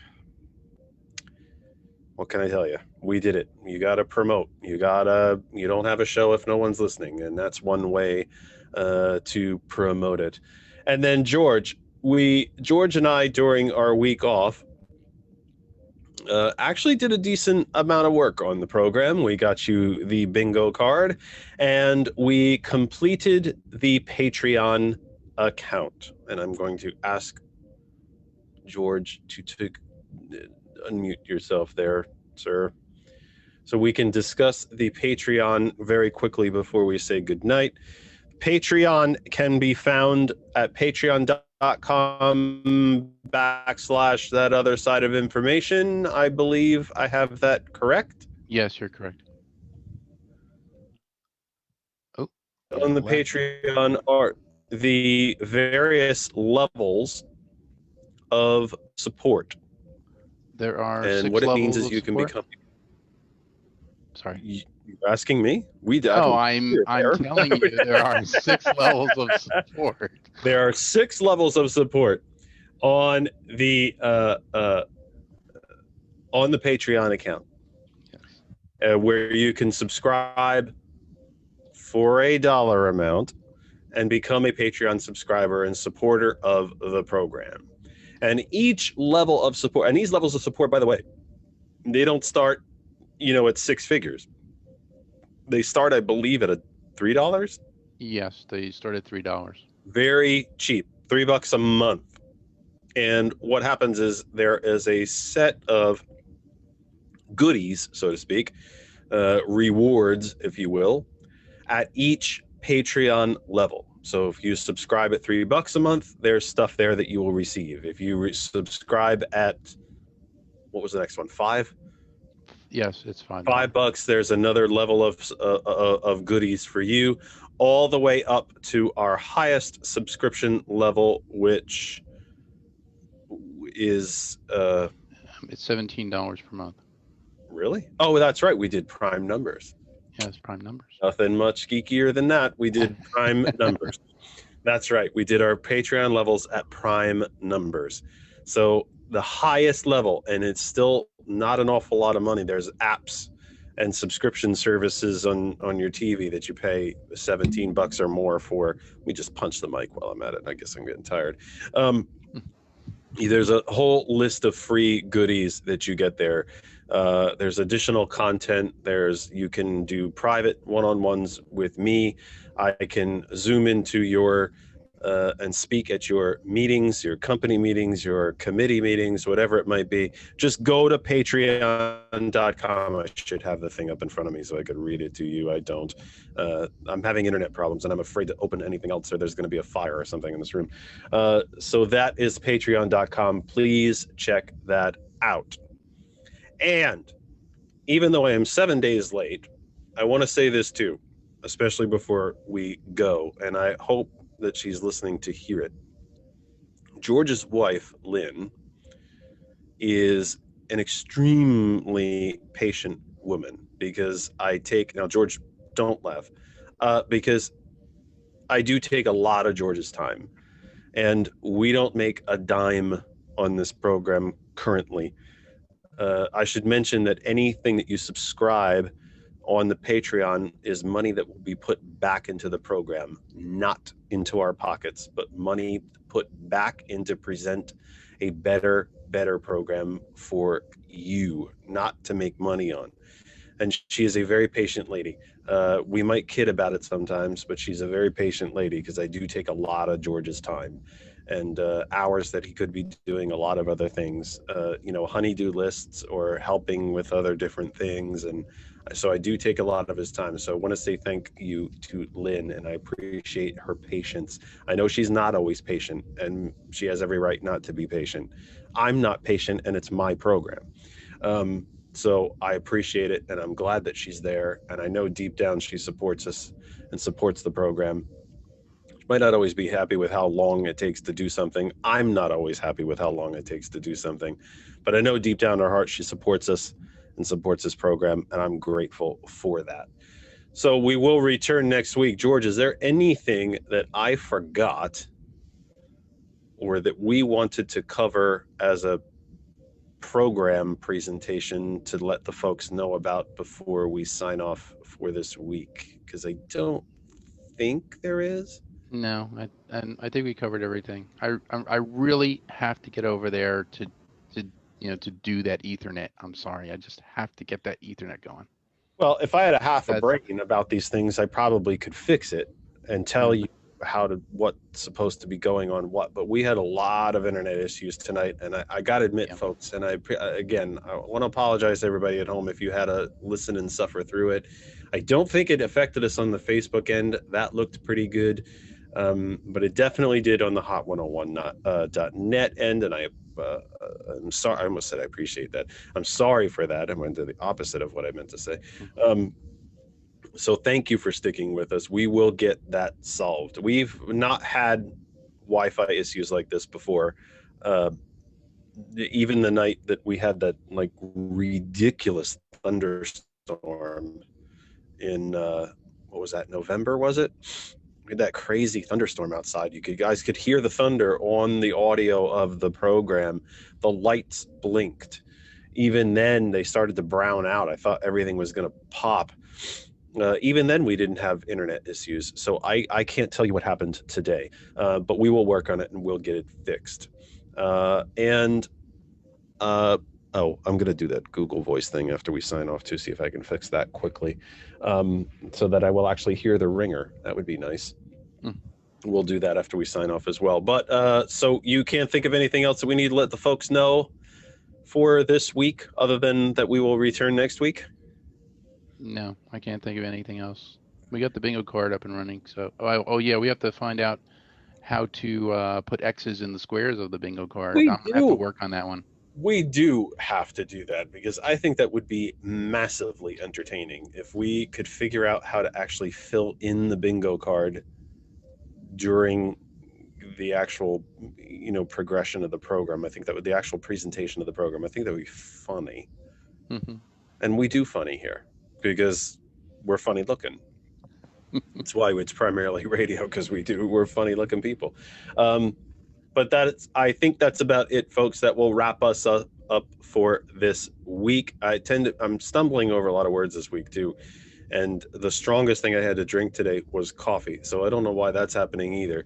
I'd like to blame that on the internet, but since I'm not physically connected to it, I can't blame anything. I'm just tripping over my own tongue a lot today. So that is, and it's not a proper thing for radio either, is it? When you can't, understand what the heck I'm talking about. But that said, we will return next week. We are immensely grateful for every single one of you that was with us live watching here tonight, for every single person that dropped a comment into the chat on Facebook. I tried to do that video messenger thing. Not much came out of that, but we'll keep trying. It's a different way to view the program, see a little bit of the behind the scenes of what's going on. And after all, it's free. And funny, the internet issues did not happen while that was going on. It was after it shut down. So I don't understand that at all, but that's a whole different kettle of fish, I suppose. We will return next week. So let me just ask you, as we go to sign off, pretty much what I tell you every week. First off, if you're with us live for the program, we appreciate it very much. There's no program without you. Know that everywhere that the program is shared and posted, just because I share it doesn't mean people always post it. Some of the groups you have to get permission and all that fun stuff. But anywhere that you can see the program live, you will see the recording. If you missed it, you can find the recording on these various Facebook groups and pages and so on that we share the program to. And of course, if you can't find it, it's always at that other side of information. But if you don't want to scroll through the histories on Facebook, go to YouTube. You can find the entirety of the recorded program on YouTube. That other side of information is the channel. Hit subscribe and you will never miss a minute. Until then, at least here in the Lehigh Valley, it's supposed to get a little warmer this week, upper 30s, mid 40s. That's nice. Into next week as well. Perhaps we're turning the corner as the Earth moves away from the sun, but the tilt of her axis brings us into warmer weather because of more direct sunlight. There's a little science for you. As we get into spring, more and more people continue to get vaccinated, but we must do the smart things. Keep wearing a mask. Stay distant. Do not go to large indoor gatherings. Keep yourself around people that you know are COVID free or family. And finally, please check in. You know, I tell you every week, let's not have arguments, let's have conversations. If you have a senior who's a neighbor and who's been trapped inside mostly through this, check in on them. See if they need, see if they need groceries or snow shoveled if you're in a cold weather place or something like that. Check in on your friends and neighbors.